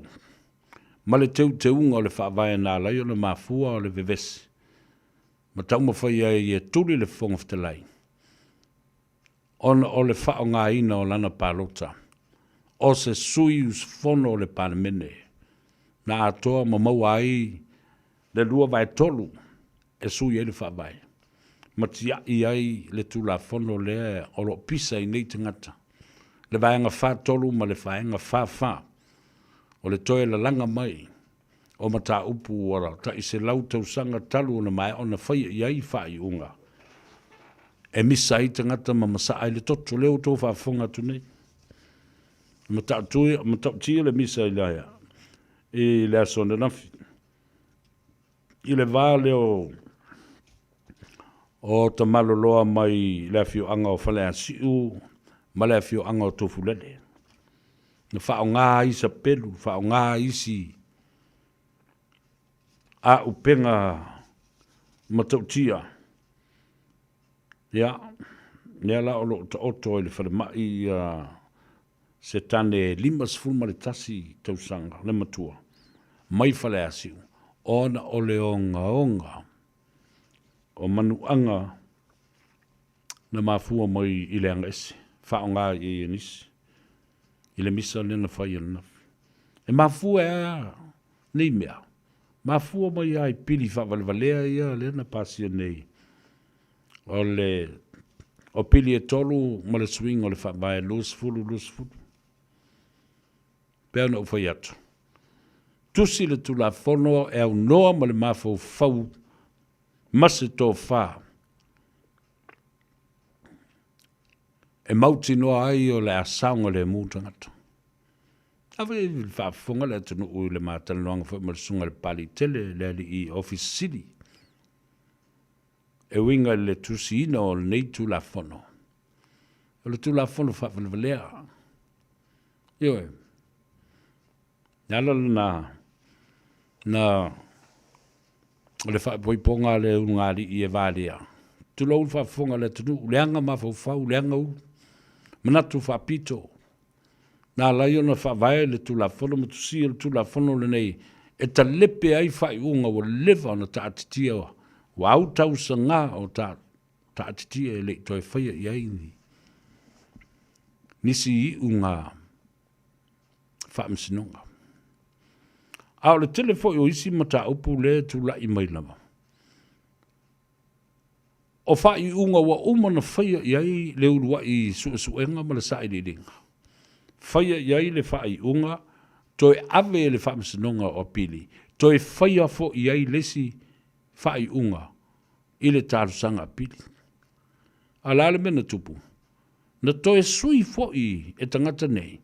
Ma toi whaia sesi whai unga a pili I lunga o le whai unga a pili wa umana te oto. Mea lale nā te matuai wha whitai ai I le tō wha le malo le wha tutua I le tua Samoa tasi. Wa ta lepe matiai I tua pā Yerusalema. Ia lea tu la whono I lona vaenga fast food ma le tolu. Ma le vaenga fast food ma le wha.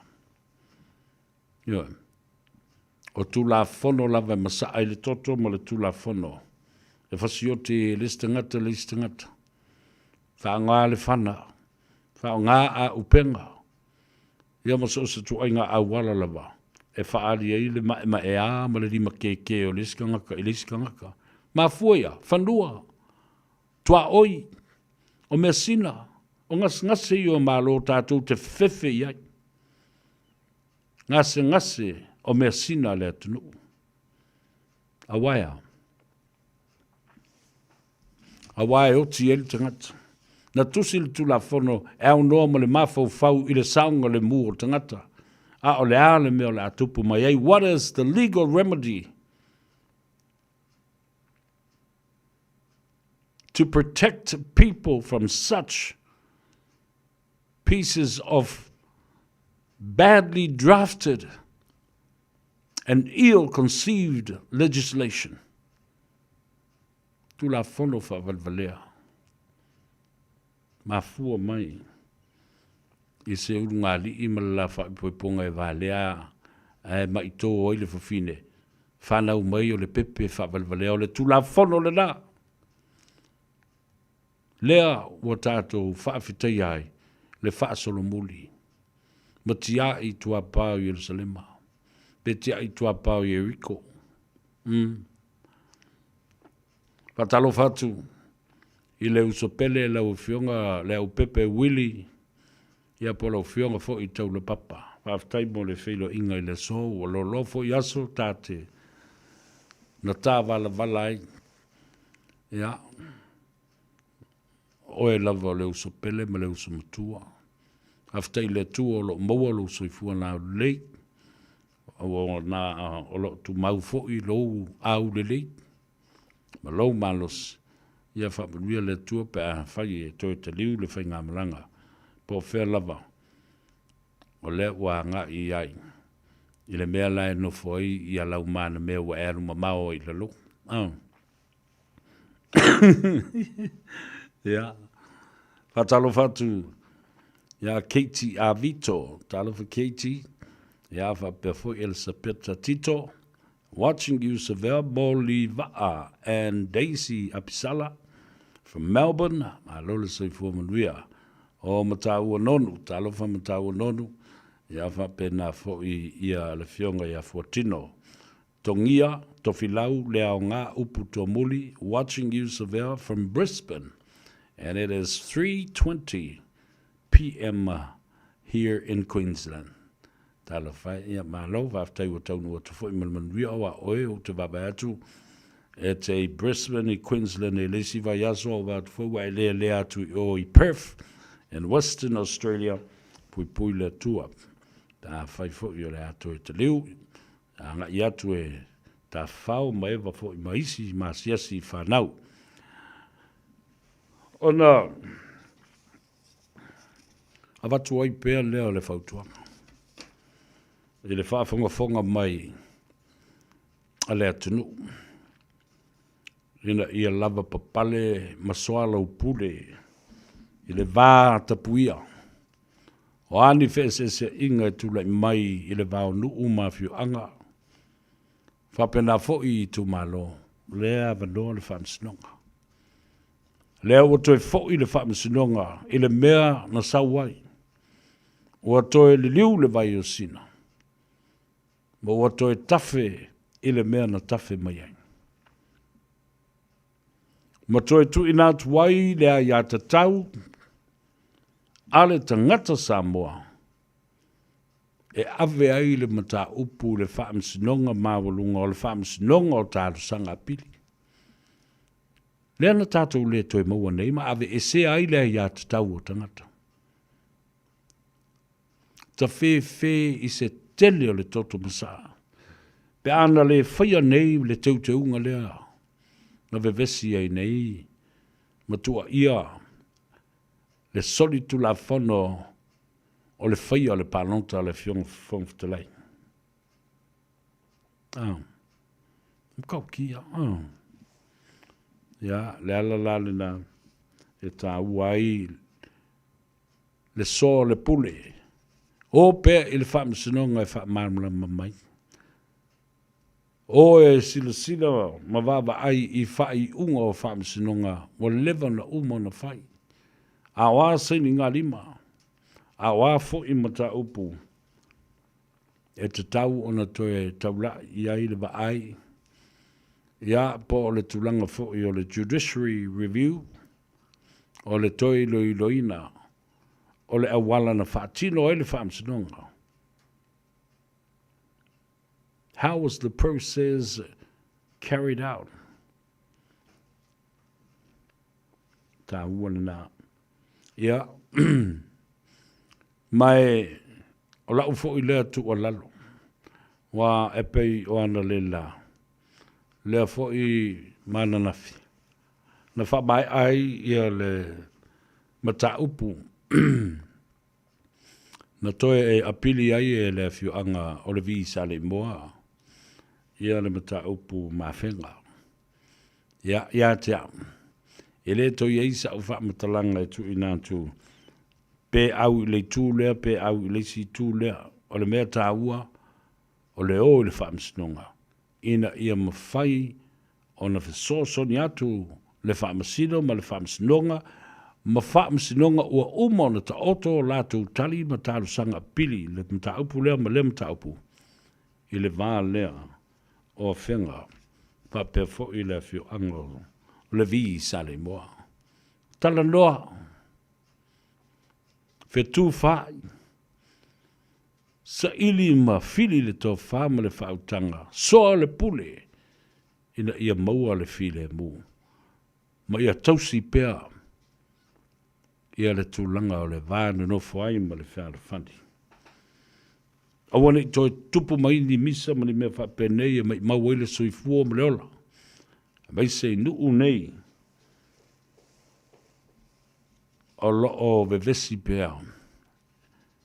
Ona o lātou whanua ma suafa. Ua le whaamari e nai langona o tangata uma. Nila na. Awane i toi masaa se totu. Ina ia maua le file mbu. Male whaala whandi i le vāo nuu mawhiu anga. Ono tu la fono fai tu o la fai. No ma fai ona e umi ai so fale motu le lumana ai. A fai fo i so fale motu o e sira fia ma fai ona fa atilu ni si o fuafuanga e fa onga aire equity o lo fale. A wani e misiere por kalame o le malu i fale. Ia fiafi o sururu ta itasi le se fulu e te aile faa. O le a e sila fia ai au wala e mawhai e ona e umia se fale motu le lumana ai, ma au wala e whaonga ai le equity o lo fale motu, e whaata wai se isi o fale, le polo kalame o le malu i fale, ia fiafi o asorulo wa yaso taitasi, se fulu e te aile faa. O le Casa Beds and Appliances, o le tali o manaonga, i o loa e whaatotonga ai lo mauta, ini tau le lei, toi anangata, e mawai moenga ngao si tutona ni usila, wha apea se tino fōa le potumalo lo, laulau ai manafoa, TV, la au pese, usa aisa, masini tā lava, telefoni fe aveai, maisi. A fiu ane loa i le whawhituwha Great North Road o tau, po le tolo fituiva Great North Road i Henderson, le Casa Beds and Appliances, telefoni o valu se lau, lua lua lua, 555, o valu se lau, lua lua lua, 555.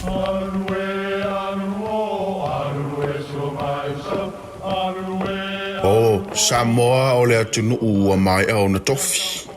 O le la au ua mai au ngā tātulanga e le to e tau au whangaina.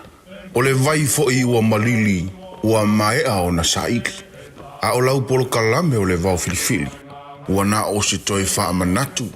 Ua na o se toi whangu ia wanga nuu Samoa. Mau upu ta oto, mau upu tu. E ala lea e ala ngā upu ma muanga ngana, ma le vau ngana. A wane i emisia le tātou polo kalame. Iafi o aso lua ta itasi le itu la e valu i lunga o le Radio Samoa. Ia manu ia tele, lau mai moanga ma lau whaasaunga Samoa.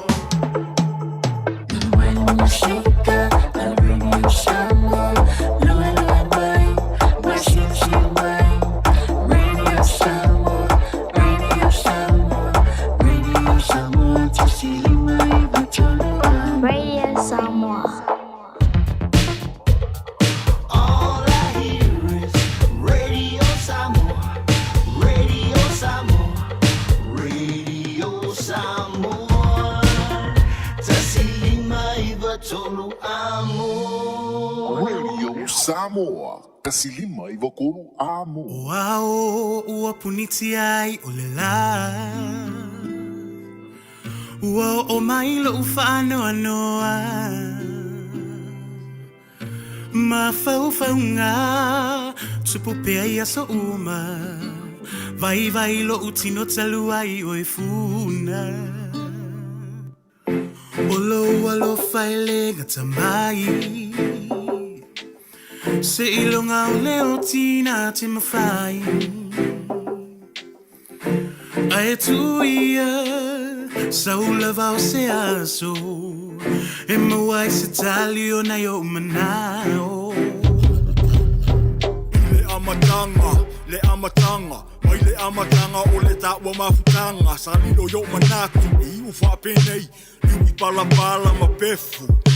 Lota ua alofa, lota o fea ngainga. Ta mute whakavau, lota ua ahinga. Ale I manu alo mai le pongisa. Ale I mai lo keli whato wha. Oi lau pele ea, sau ia oi lau penina lo tofi mana matai. O mo ngaro wanganga I tai wale lia.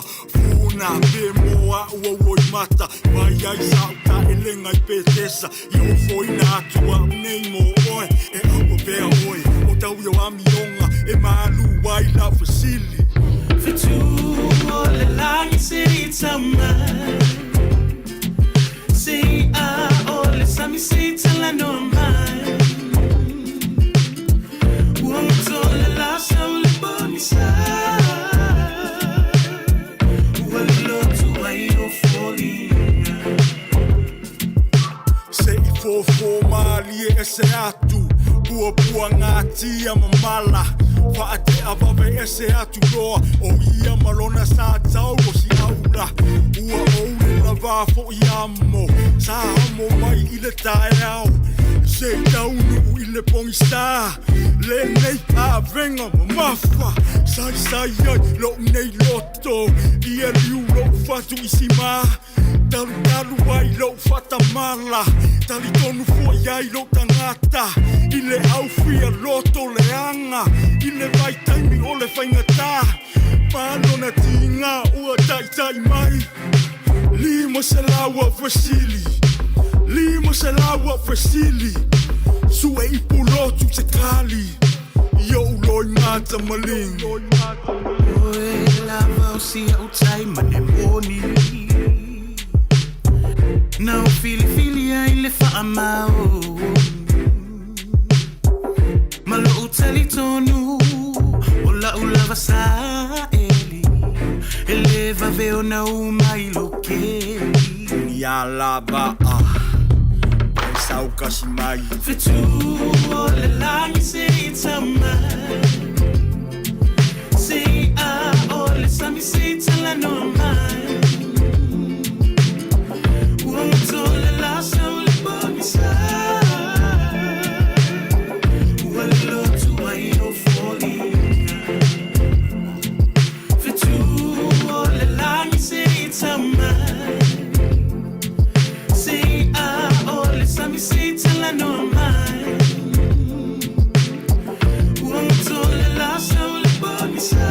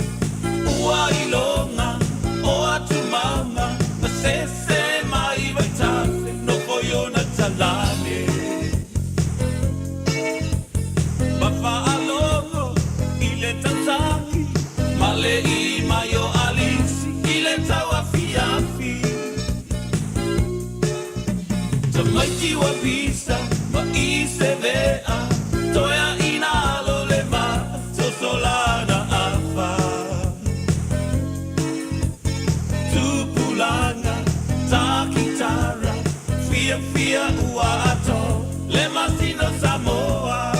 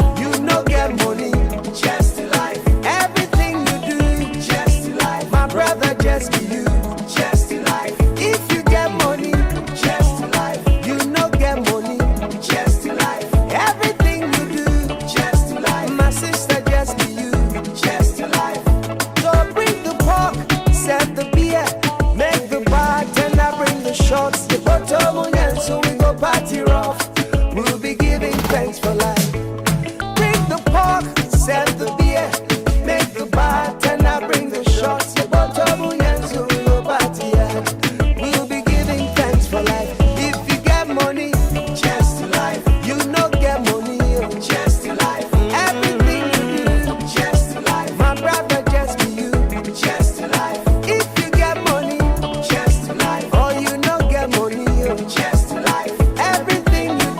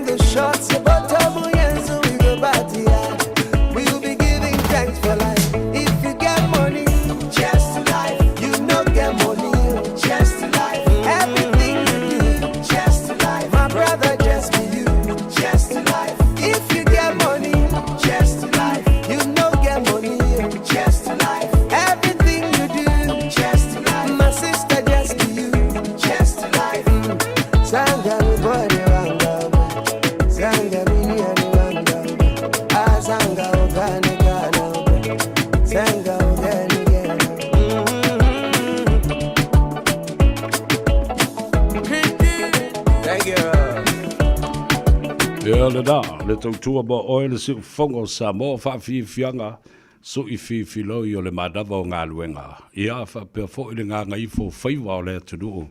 I le nei a solua I na uatoe ono male a whaminu te ia o na tā lea o le tu la e ono. A sua tu vai malu I puenga ma watu fo I wha mawhanwhananga. Ia I la tau o le ainga o le tina pele ia kanesi masae fasipa. A lea whato a mau le tala. Ia o wha manawa fo I le tua na ngā ruenga. I le pitanu o Firewood I Masi I Aukilani Sifo. Watuai ia momo onga lilei. Wha maisenga fo I wha mawhanwhananga. I le tamau le ainga. Ia wha pia fo I le no whaalo. Paolo mangafa siri langi. Ia mai se fo ia o le ekalesia. Nisi satangi mai ala. O le fia mafuta atu I le peau wha mawai o le tina pele. Ia, a vea fo I le dei a vadoa. Wha ia o masui fo I le pulenga. Ia, mai se fo I le au whai ngā ruenga. A le Radio Samoa. Male tātou pora kalame o le ngā Gagaifo Faiva male tāno awa. O stasi leo tina. Fia tele. Ia, whaalongolongo mai. Ia mataputapua I mai fōi. I Faiva o le tāno awa. Ia mai se fōi le ngā Gagaifo Faiva. I vai aso te tasi. Ia a lea ua mawai le tala. Ia anga le leile atua ma wha mawhanawhana I loto ma nganga o le whanau. Ia ma whapena fōi a inga wō mai masani. Le kalesia, ia mai se fōi wō mamai. Ia mai lātou lo malanga mai atunu I Fafo, Samoa, Australia. Ia mai si fōi a vaenga le atunu nei. O le fia mafuta atu I le peau wha mawai. Ia mai le toe sauninga o le tina. Whapena fōi I isi a inga. O isi fōi whala putonga o nuu ma fioanga. O e kalesia. O lo o whengai fōi ma le haupongi sā o lo o fiti ai I lātou ona o le wala aupa ia a le atua. Ia mawhana whana atu le atua. Toi whatalo whai lunga le tātou apia fōlinga. Molivaa and Daisy Apsala, Melbourne, Australia. Elisabetta Tito, ia whapea fōi Katie Avito. O Fika Fitness, Lino, malo le soifobuduia.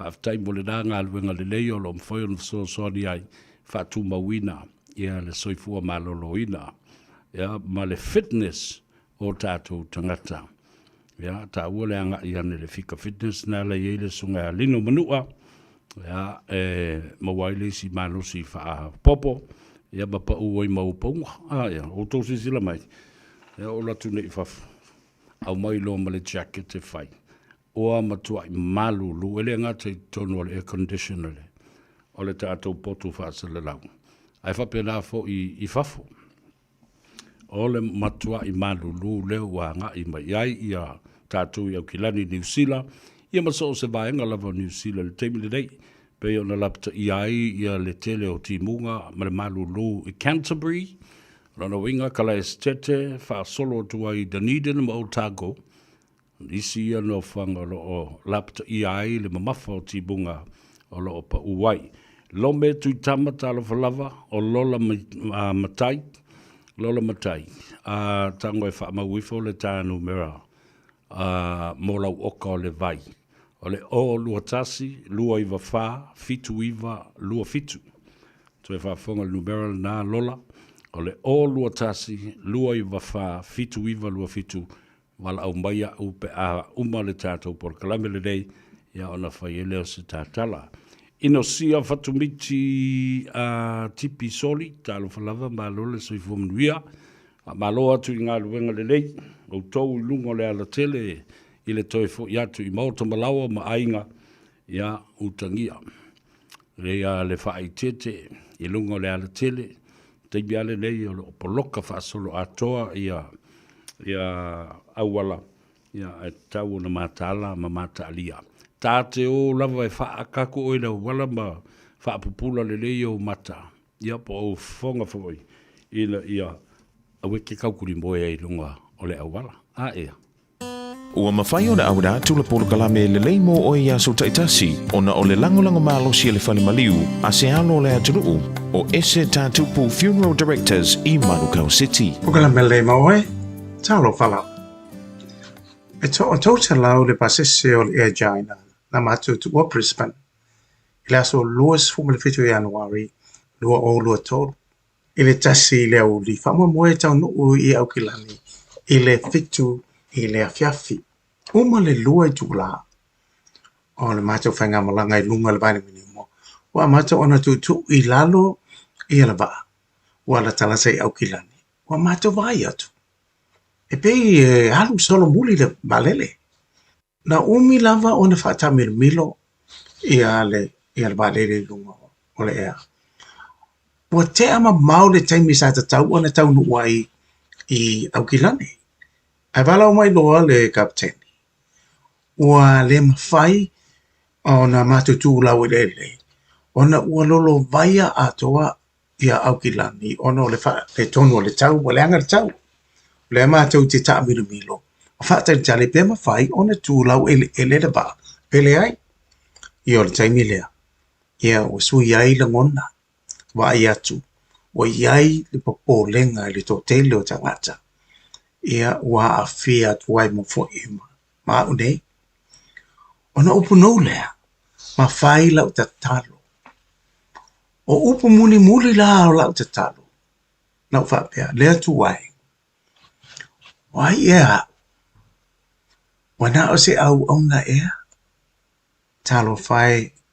Si o to luama si ap whanau. Ai o whalongo atu whapea le. Whamatalanga. Ale to ina palangi sa mana nofu fatasi I lungo le mato whainga malanga. This time you need a friend in high places. Na te ilawa ua o pese loa I am a friend of God.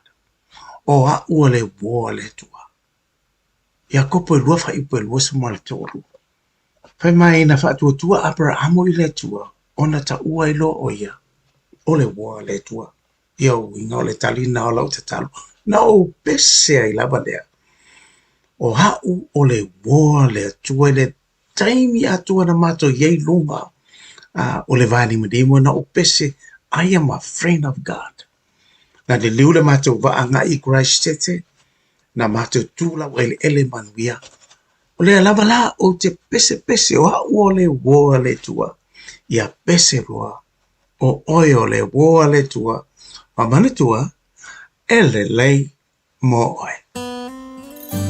O le ese tātupu Funeral Directors o se fale maliu Samoa, o le tali foilea o taimi whengata, ona o le malanga al maliu maleoti. E mawhaifoi o na latu awina atu ma awina mai tino maliu o e pele, mai so o se atu nuo lalolangi. Mala auno le ese tātupu Funeral Directors i le lua ono lua toru fitu o. Lua ono lua toru fitu o. Pea fiu ane ele se fulu malebalu Norman Spencer Drive in Manukau City. Malo soy fua, o si fufonga Samoa, Radio Samoa, tasilima iwatolu amo, se kia Radio Samoa.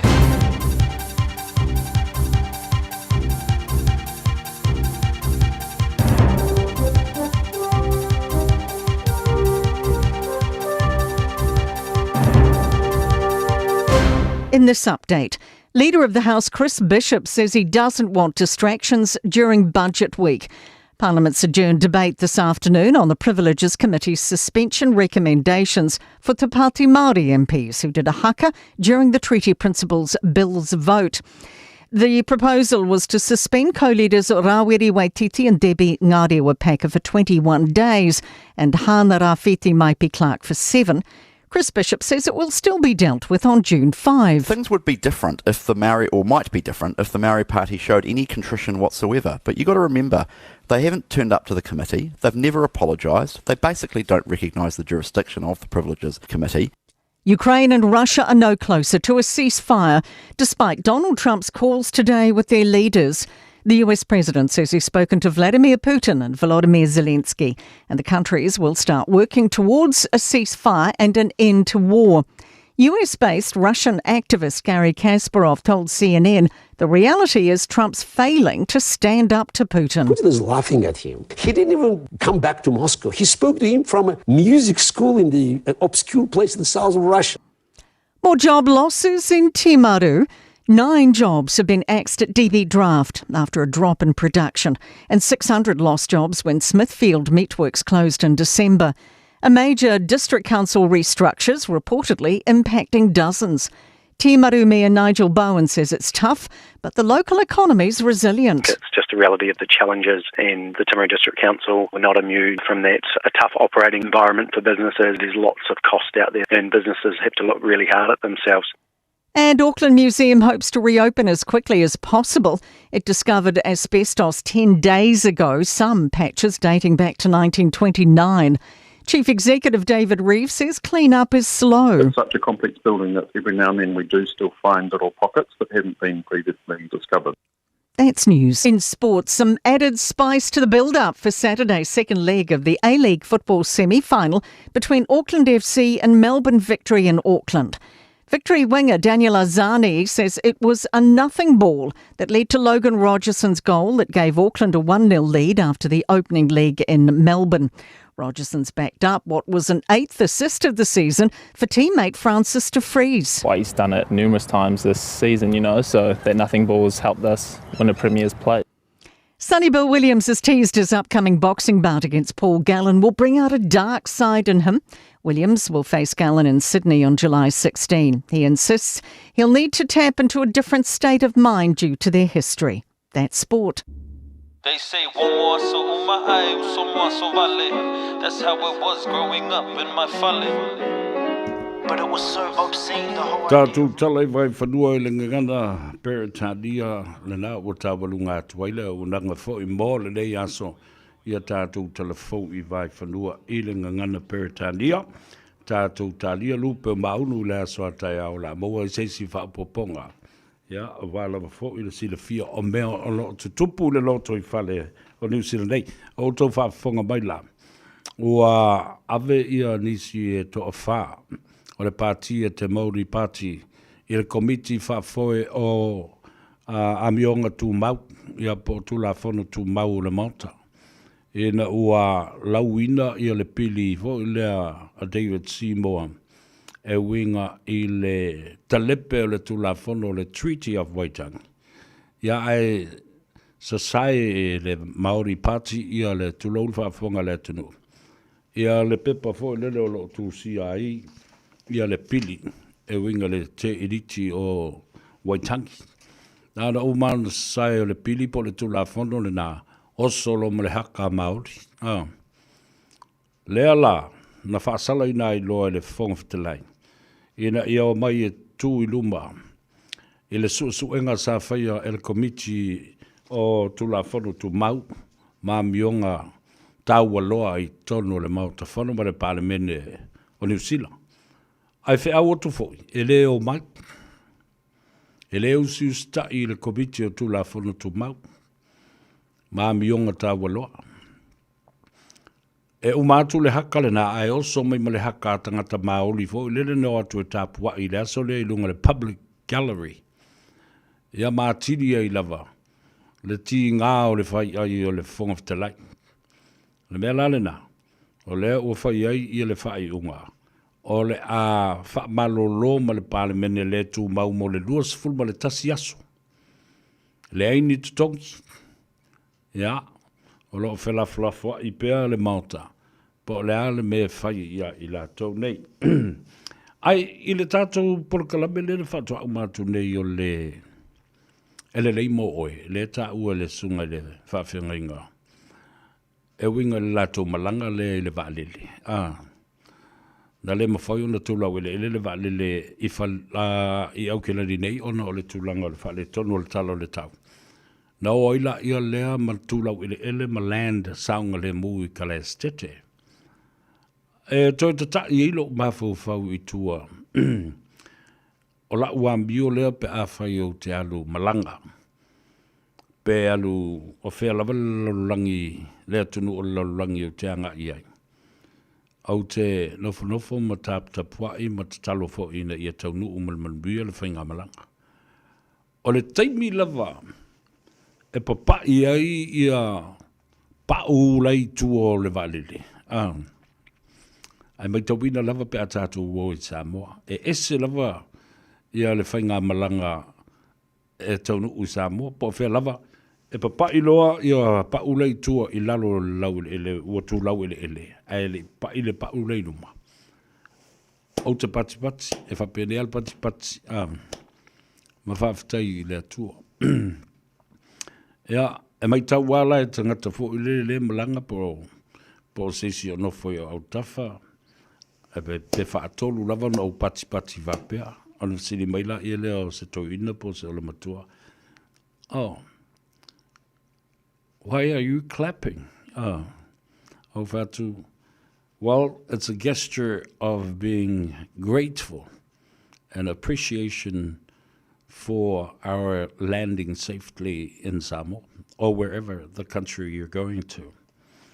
Ia, ai saulo I lunga maleleo o le a fo I o le tamaitai fo lea o the crew voice comes on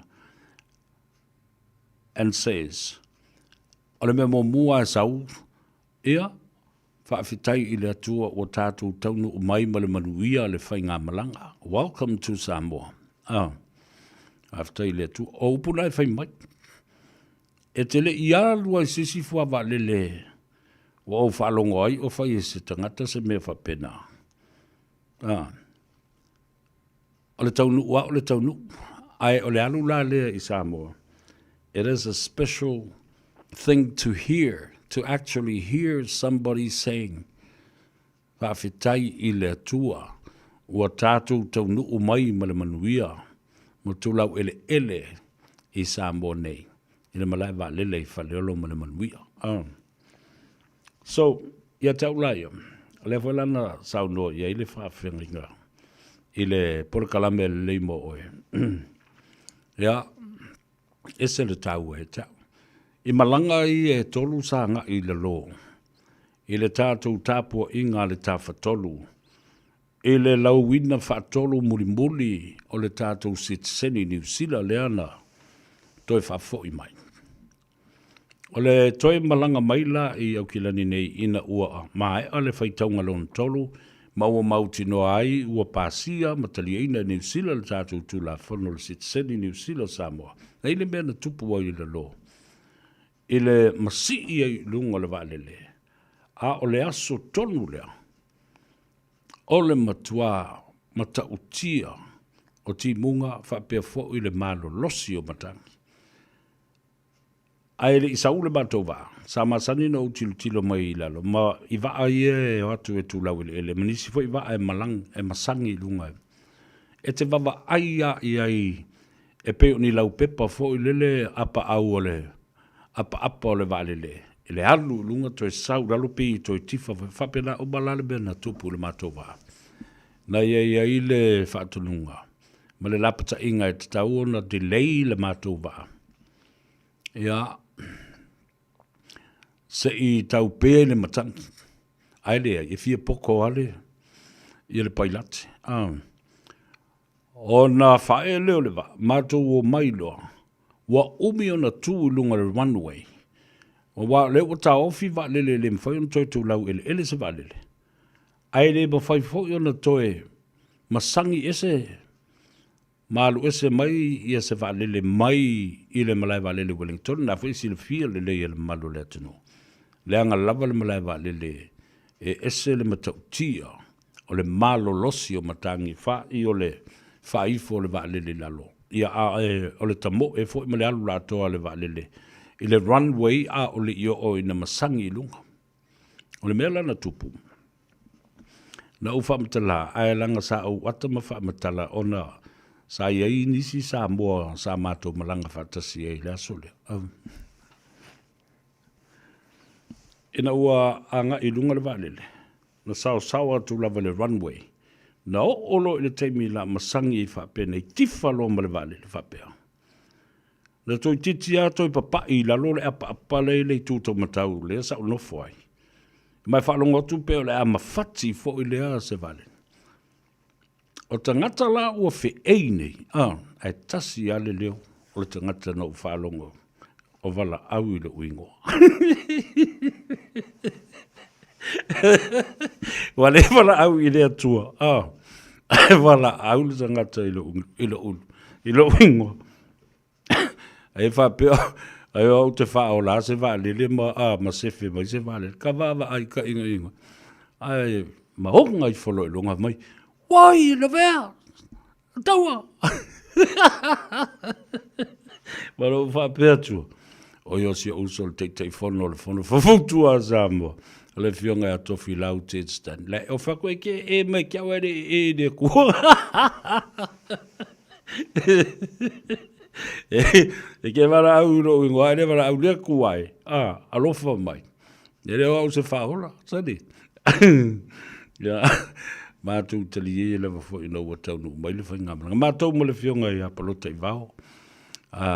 Whātalo whātu i lewa fionga i le sao palota i vau. Maumea, feo ben le lua. Feo le lua. Moua lo malosi, ia, te talo lava, ia eise avanoa e mwhaiono whiloa i. O le maua fo i le tātou whilo inga, no le pisi whemaranga inga, ma whānawe lawe a inga i Samoa. Ia e te talo lava ina, ia moua lo soifua la leima toi whawhuisia le malosi uma. I le tino mai iau ao se ia pa ia lo la wau talo fai alo fatu mo ese le tua ngase o lo fenga ia ima la fionga ia va pena fo le fale tua ia sina ia o tala malie la tala na i nei fo i meo va lile male meo le o le leo siusta i o le avale le fai atu malo lo se i pēle matangi a le kau se manu to a killing ka ngaka kari e ma fifi o pa ule vale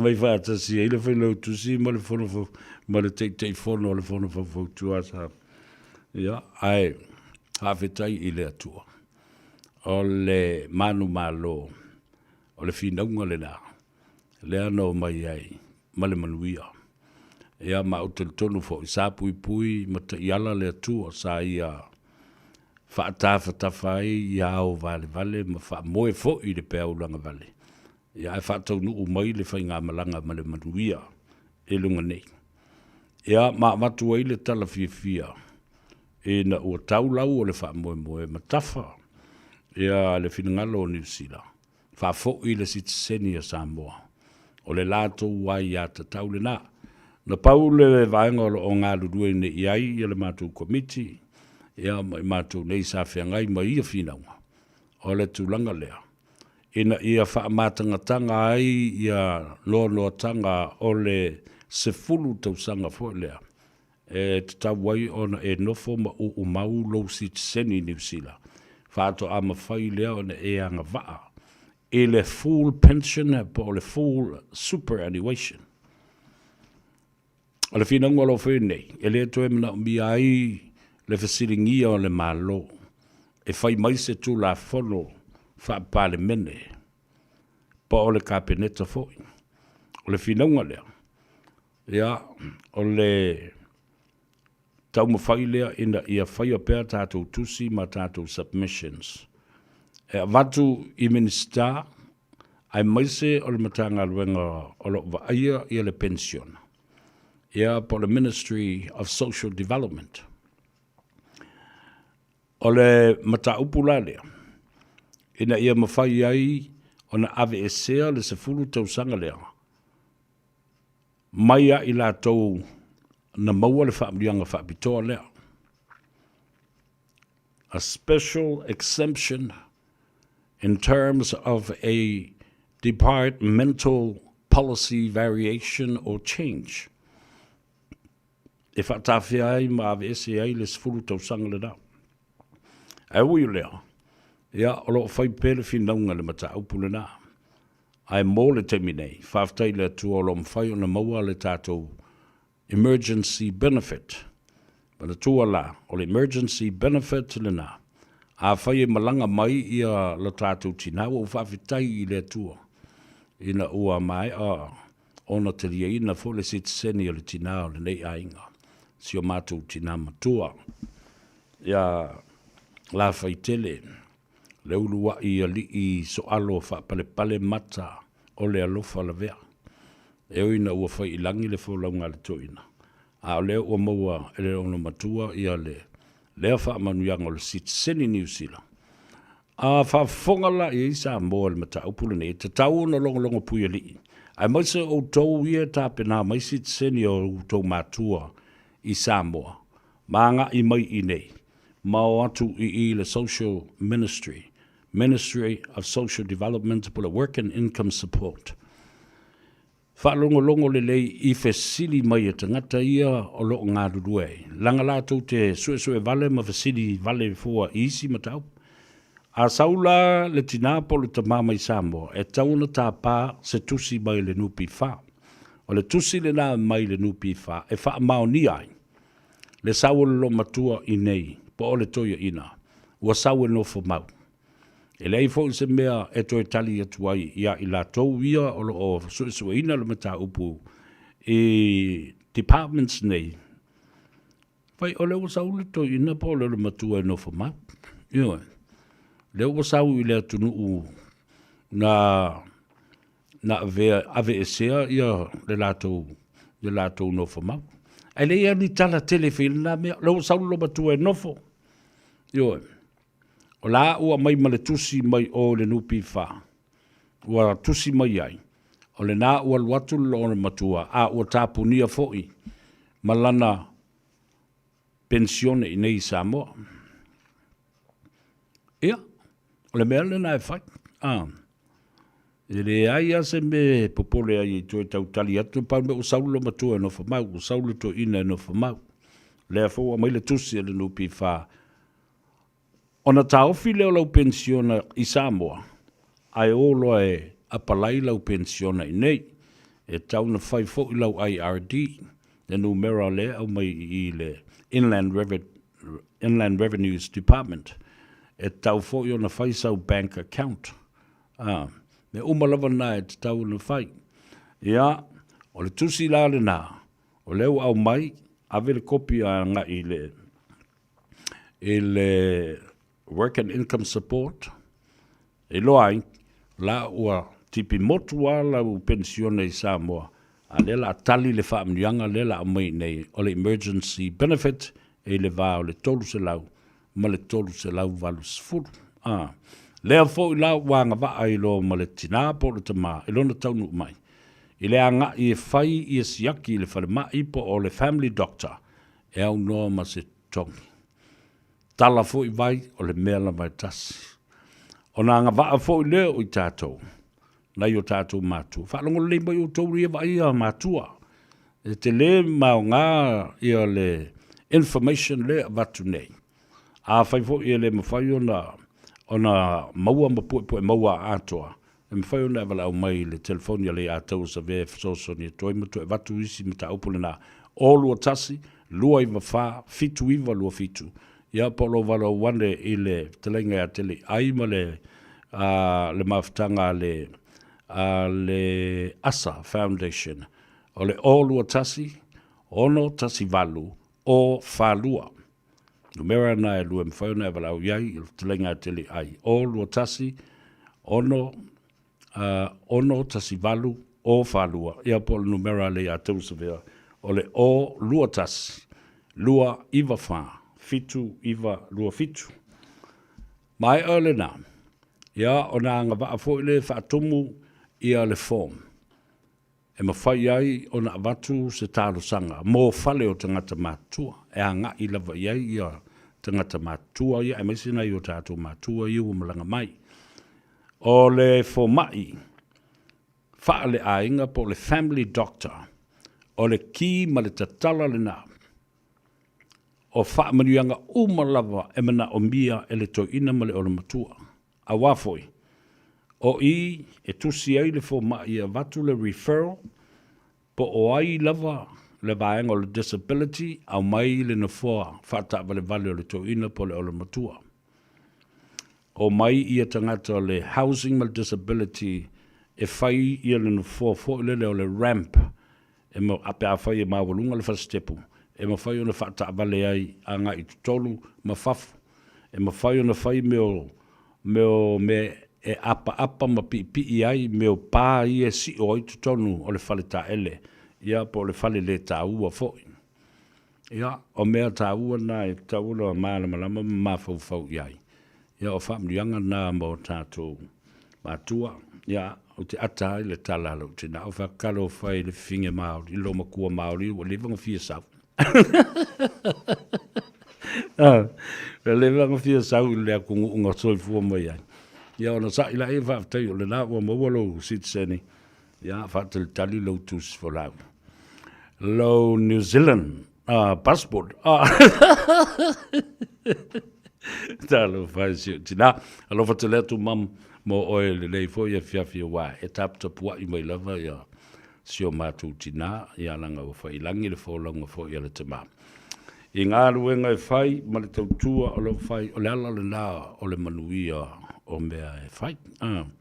O le tāpua inga au tātou mātua. Ona o mai lea o la utala noa i le mata upu lea. E winga i le tāo fia. O se tasi o te maita i si nia o le whaalaputonga o le autustala ma lau whaasalau o Samoa. Le te maita i le Palestine o le asosi. O langi Kerisoma.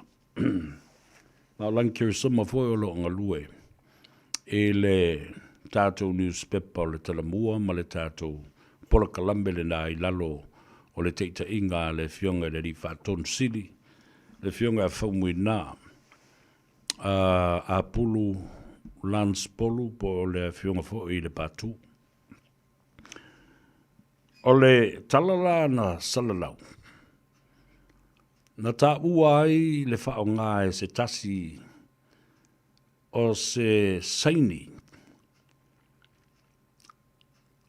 E na ia mawhai o na guarantee ai ma wha maunia. Ia se nono ngā tupe e tusa ma le lua se lau tolu sifuru ma le lima afe. A o le tangata lea e o na ia le ingoa. Ua whao ngā nei. Sa i whafo i Afrika i le teimina. Na ave ai ia le vaenga lea. Ma wha maunia mai e le nupi wha. O le mea la o le ta uai ia le te maita i o langi Kerisoma. Wha pia o lona tūsia o se tala. E atangi ai ma fōlinga mai ai. Ua wha leanga ina le ingoa ma le tamali anga o le tangata lea e o na ia le launa. Ma wha pia ua saini wha malosi. Ia se pepa. Sa ta tauna saini ai ia le tangata le malanga.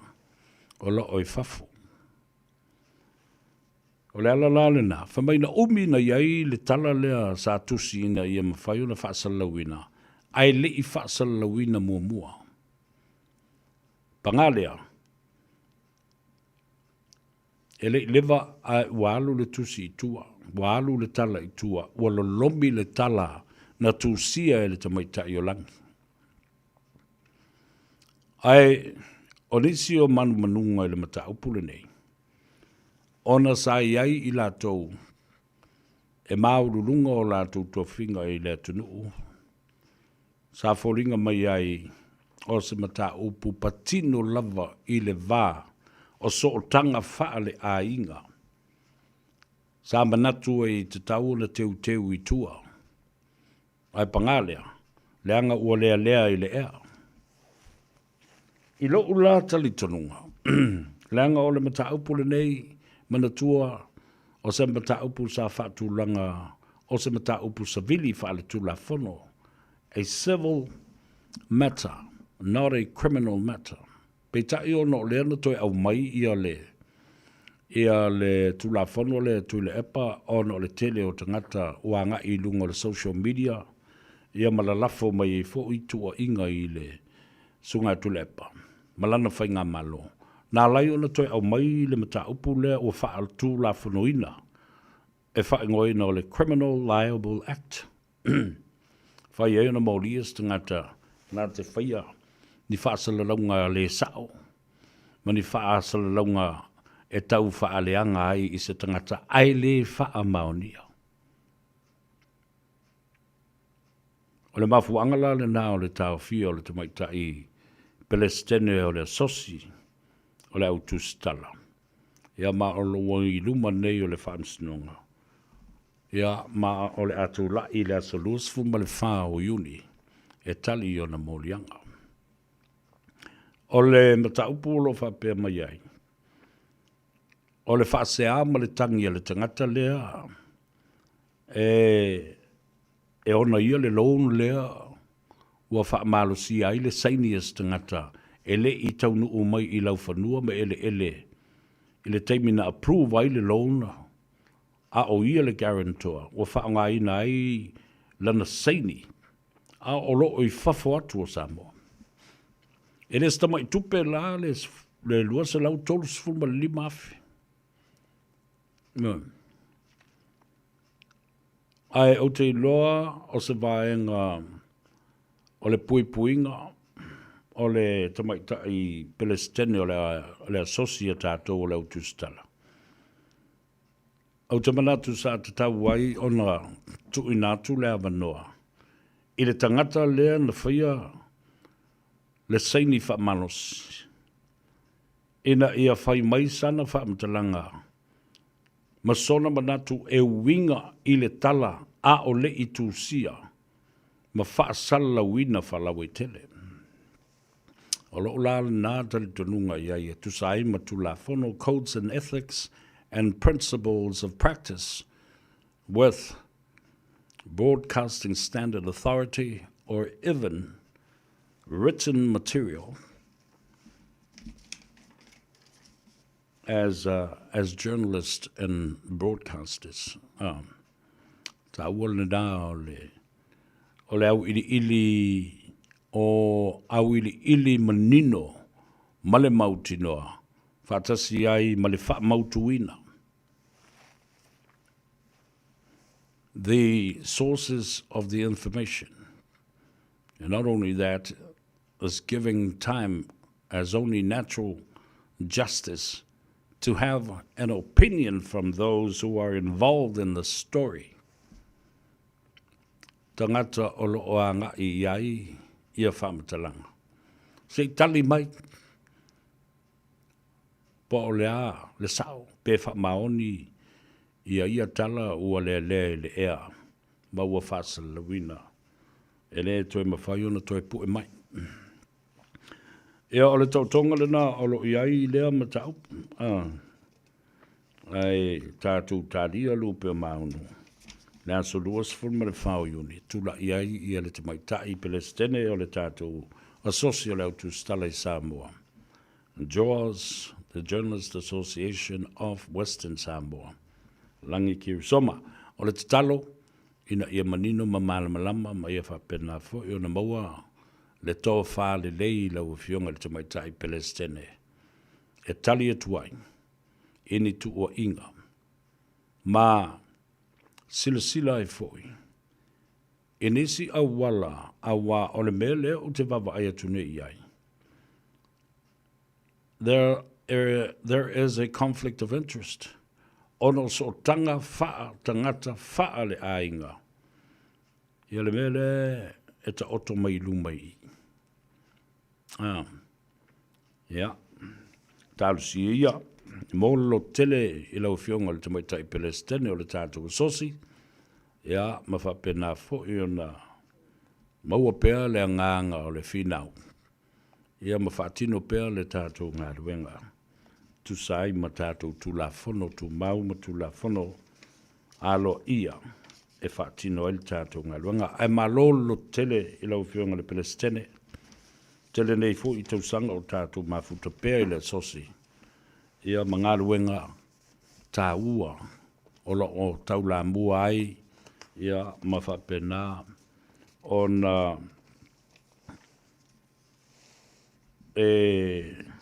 i ai le tātou mawhitanga mō tausanga e tele watuana iantu. Ia, whamruia le tua i le whambuboe, ia e maise fōi i a mautali ma i aru. Ia ngā i e sila i le tūla whono e mwhai e o na whaasawina le tātou ngā ruenga. Ia ma whapena o na whia i le ami o tonu. Tusa ma le sila whanga le tua, whaatasi ai fōi ma le sila le tūla whono. Ina ia pui a tātou, ia pui a fōi tangata lau tele. Ia ma le tātou ngā ruenga whai. Ia ona tawalunga tuai lea o se langona i le whaafonga le atunu. Ia ma le ngā ngaifo fōi o Faiva i le nei aso lua o le amatanga o le vai aso. Toi whamanatu atu i le pa i maulunga o le ainga whatuatua i le atua Samoa utas. Le aso valu o le masina o Iuni. Ia o le awhapena o na poto ai moli i futiafu e tas. Tātou toi wheiloa i le tau le tu lai whae le no fuanga masani o tātou whontanga aso valu le masina o Iuni. Lono winga e te amai le vai aso le au natua e uma le aso lua. O le tātou tūto tas se uma whai atu se tala le mata upule nā. Ai, o le a tātou wheiloa i ai, o le aso valu le nā, i le Oats, i le Otahuhu Rugby Football Club, whaftai e tuai lau fionga i le tapau le alatau, ia whapea fōi lau fionga i o blo putea ma le whaletua ia ula, malo lau tau komiti whafoe, o le wha vanga pea o lea no whanga. Ia e suru whai atu iai ia le ainga whatuatua i le tua Samoa utasi. Mo ana whontanga maana wheiloa inga. Ia ma whiutanga inga fōi i le tāpena pena i le whainga pānota. Ai mai se lava o ma tā upu whaloto i whale a le whatuatua i le tua Samoa utasi po o le Fast Supporters Group in Auckland. Whamau lau ka lena, mai la tau fōi i le stala lava mo New Zealand ei ma Samoa u mai lau fast food tala. Ia los food tala e te le stala i Samoa nei, o i New Zealand ei, ma le los food tala e te le stala i mo Samoa, ma mau ai ma lau ID. O le aso valu lane nā, o le a tātou wheiloa i ai, ia ma tātou tala noi na loa, ia fuafuanga alua le mamau o le whailonga ina o le 5 tausanga. Talu o le whawai le tātou vaenga whau whai o le whatuatua i le atua Samoa utasi. Lua se fulu ma le lua o tātou ainga whatuatua i le atua Samoa utasi Fast Supporters Group around the world. Lua se fulu ma le lua ai o le vai aso lena te anei i le aso tona i na whaopopo mai e maisi whaalaputonga e wha ua lua se fulu ma le ono ai nei ia tātou ainga Fast Supporters Group around the globe. O le whamoe moeolo ia i te mili nei. Ina e mawhai o na tasi le aso. E whamanatu whaatasi ubai lava le 5 tausanga talu na whawai. Lona winga o le teimi lava o le whai e le tātou fia i nei au kilani o la fo e whaatino le fia le nā Brisbane. La fo e whaatino le fia le nā a le Fast Supporters Group in Melbourne. Brisbane, Sydney, i fo i Western Australia i Perth. O le aso fo le nā, o lo whaatino ai i a whaafianga ma celebration a le Fast Supporters Group i lunga i Aukilani, o lo whaatino fo i le whaafianga le nā i lalo o Wellingtone whaatasi ai. So, the celebration of the 5th birthday or the 5th anniversary of Fast Political Party will be simultaneously celebrated on the same day right throughout the world. At the same time, la foi celebrate Canada ma i latou i Alaska. Celebrate i latou le tātou ainga whatutua i le tu Samoa watasi Fast Supporters Group in LA, in Los Angeles. Fast Supporters Group in Salt Lake City, Utah. Fast Supporters Group in Seattle, Tacoma, Washington. Fast Supporters Group in Hawaii. E lua ia latu fo i ainga. I la i Waipahu. O le tāua lana nā o le tātou whontanga leo le a whātino nei. ina ia tātou whaia, the celebration there, all around the world, all at the same time, simultaneously. Elena, whamaulo ka lena. Ona tawalunga tuai leo se whamatalanga i le whamanatu i le atunu, wala ulia whapitoa oi. Wale whaia se tātou sauninga lotu i le aso mua mua. O le masino o Iuni e pei o na masani ai le telo tausanga. O whainga lotu i le aso ngafua. O i le aso sa. Ia e whamanatu ai i le ono sifuma le tolu tausanga o le tuto tasi o Samoa. Ai o le apa u ma whai uma lava mea. Mea uma. I le tātou aso ngafua so ai e pa una i le aso lua. Le aso lua fo le nao lo whaatino ai i a le celebration o le tātou tuto tasi Samoa. Le nao umana tō lau watu e le fionga ia ngā whili. Shem leo. O le te tai le nā, ia po le whaululunga le nā o le tāpenanga o le tuto tasi o Samoa, i Samoa lava nā tōu ia. A o tātou e whale uma i le mauta Samoa, ia, ma tātou ngāduru e whatasi e fo i ma le komiti. Faiva au so whatasi Samoa, le fionga le konsula malona au waa o Samoa, ia whapea fo i le whona whautua ma malu o Samoa, e au ki lani nei. Au nei ngalo ia te oe wha maula ka lena, le isau me whai le nāso wa le aso ngafua, le aso malolo, le aso whanau, the Queen's birthday now becomes a King's birthday on the 2nd of June 2025 at the Samoan Whale in Mangere Town Centre. E si e fia malmala matiri, wala au le whelautusi o le whono, whautua Samoa. Ia le atau se ve le olu tasi, lua iwa wha, fitu iwa lua fitu. Olu tasi, lua iwa wha, fitu iwa lua fitu. Bui moe, ia, o le tātou tangia ma tātou, o le meta ua le aso lea. Ona, o le whono whautua Samoa, le vaitele lea. Alo, apa ma ia i le fionga le konsula, whaaftei le tō whai lau fionga le tamala malo. Lau fionga a whemata, His Excellency, Palu salue whaapo le lua, ia po lau fionga fo le swafa le malu. Whaaftei le tō wha wai. Awa, e ui ngā sengase o malo lo tulai mai le tono le tātou tunu uma ua vai le whangatia. Ai pei o le whono whautua le o iai whaatasi tolu. Manuti mea whaatasi ai ia i la tau e langolangoina le HRPP, ma i la tau fo i langolangoina le whaatuatua i le atua Samoa. Whapena fo i la tau o langolangoina le SNDP ma le tautua Samoa e uina o le oto iai ia party o deregistered. Ai, o le vaitele lea o le tātou te asubai ai. Ma mau ai le tātou, oi ai ma whapena fo i le tātou file mu, ma le tūlanga o le whaalofani, ma le ngā lulu e whaatasi. And I like that.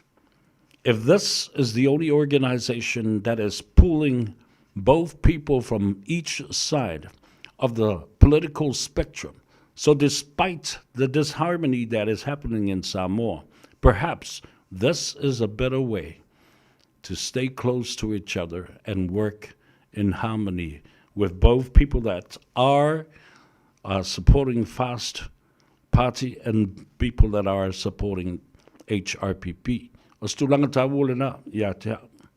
O le maua, ia manatua o le tātou, o le teitei whono, o le whātuatua i le tua Samoa o tasi. O le sui teitei whono, o le fionga, ia mata awha, o le teitei whono le nā le HRPP, ia, sisile la iai. I le tāua tele o le tutu whaatasi mau mai. Ia ma tāua i fōi. Le ngā lulu e pēr. A e tani tonu a oi lau pāti whaau ia ma le lātou fōi ana watau. Tani tonu le si vaianga le lātou pāti. Le ia se mea tātou te vivesi e ma tātou pisai o mai whaatasi. Tātou pāti patia le atoanga o le ona sifurma le tolu.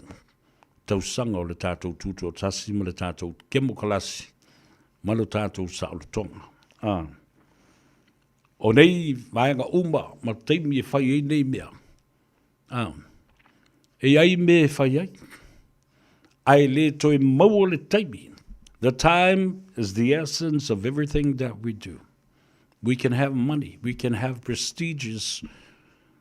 We have minerals and gold and food and everything. But if we don't have the time to come together to do this and celebrate this with the right mindset, manatu e tasi, mafofau e tasi, o le aunga e tasi, tātou te maua ai fo i le file mō ma le whea le whane.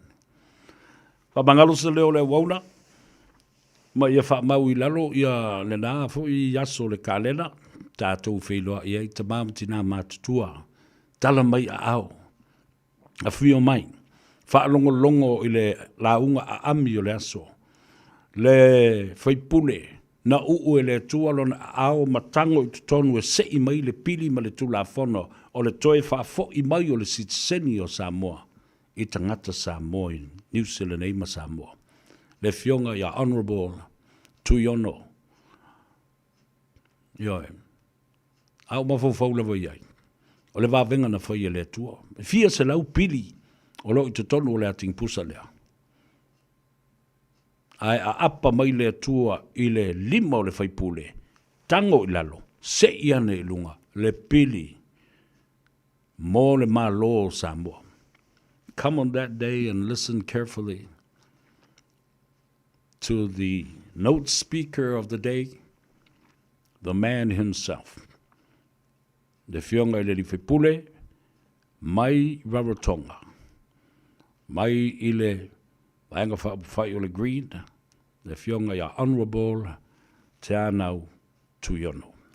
Ia whapea fo I se saunoanga whala I au, ma se whaamrianga mai le fionga I le konsula wao le tātou malo Samoa. O le tama le malo, o le sui fo I le nā, o le malo o Samoa.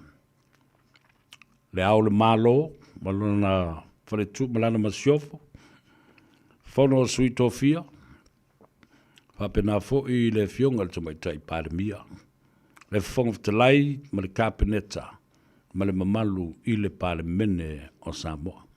Matangata Samoa uma o lo iai Samoa. Ia, maso se tafa o le larangi. Lo fa mai le tua, ai lo tusa se tātou manuia, tātou wheloa, I le o ngā tonu o le vai asu le aso tai au.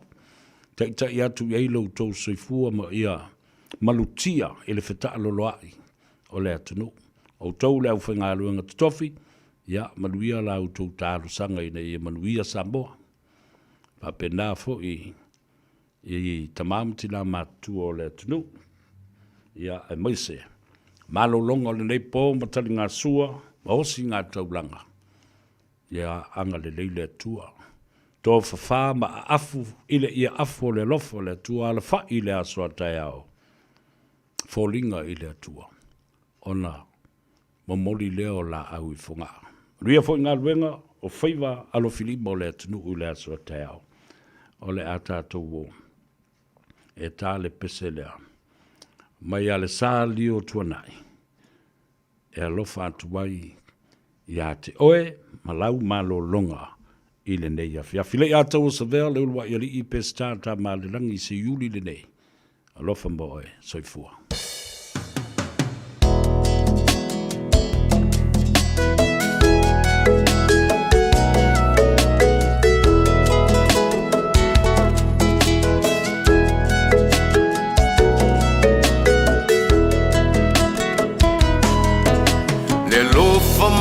Na o mana o iai Ia fusia ufa amafana fana mai O ani fainga tama ni pua puanga E lofa moni e o I le oti Ele e a o ele maatawa Safo I na mai I le atua Ulo uola wala mona le vai E lofa moni na o mana o iai E lofa moni na o mana o iai Ua e sola tu ua Ua vai iai le fatu O i talo fai i le pere le mana mea E lofa moni mo oere malea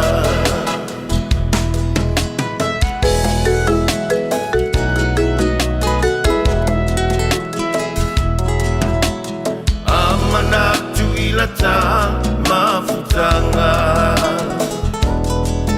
Sa whaananau iai o le anganga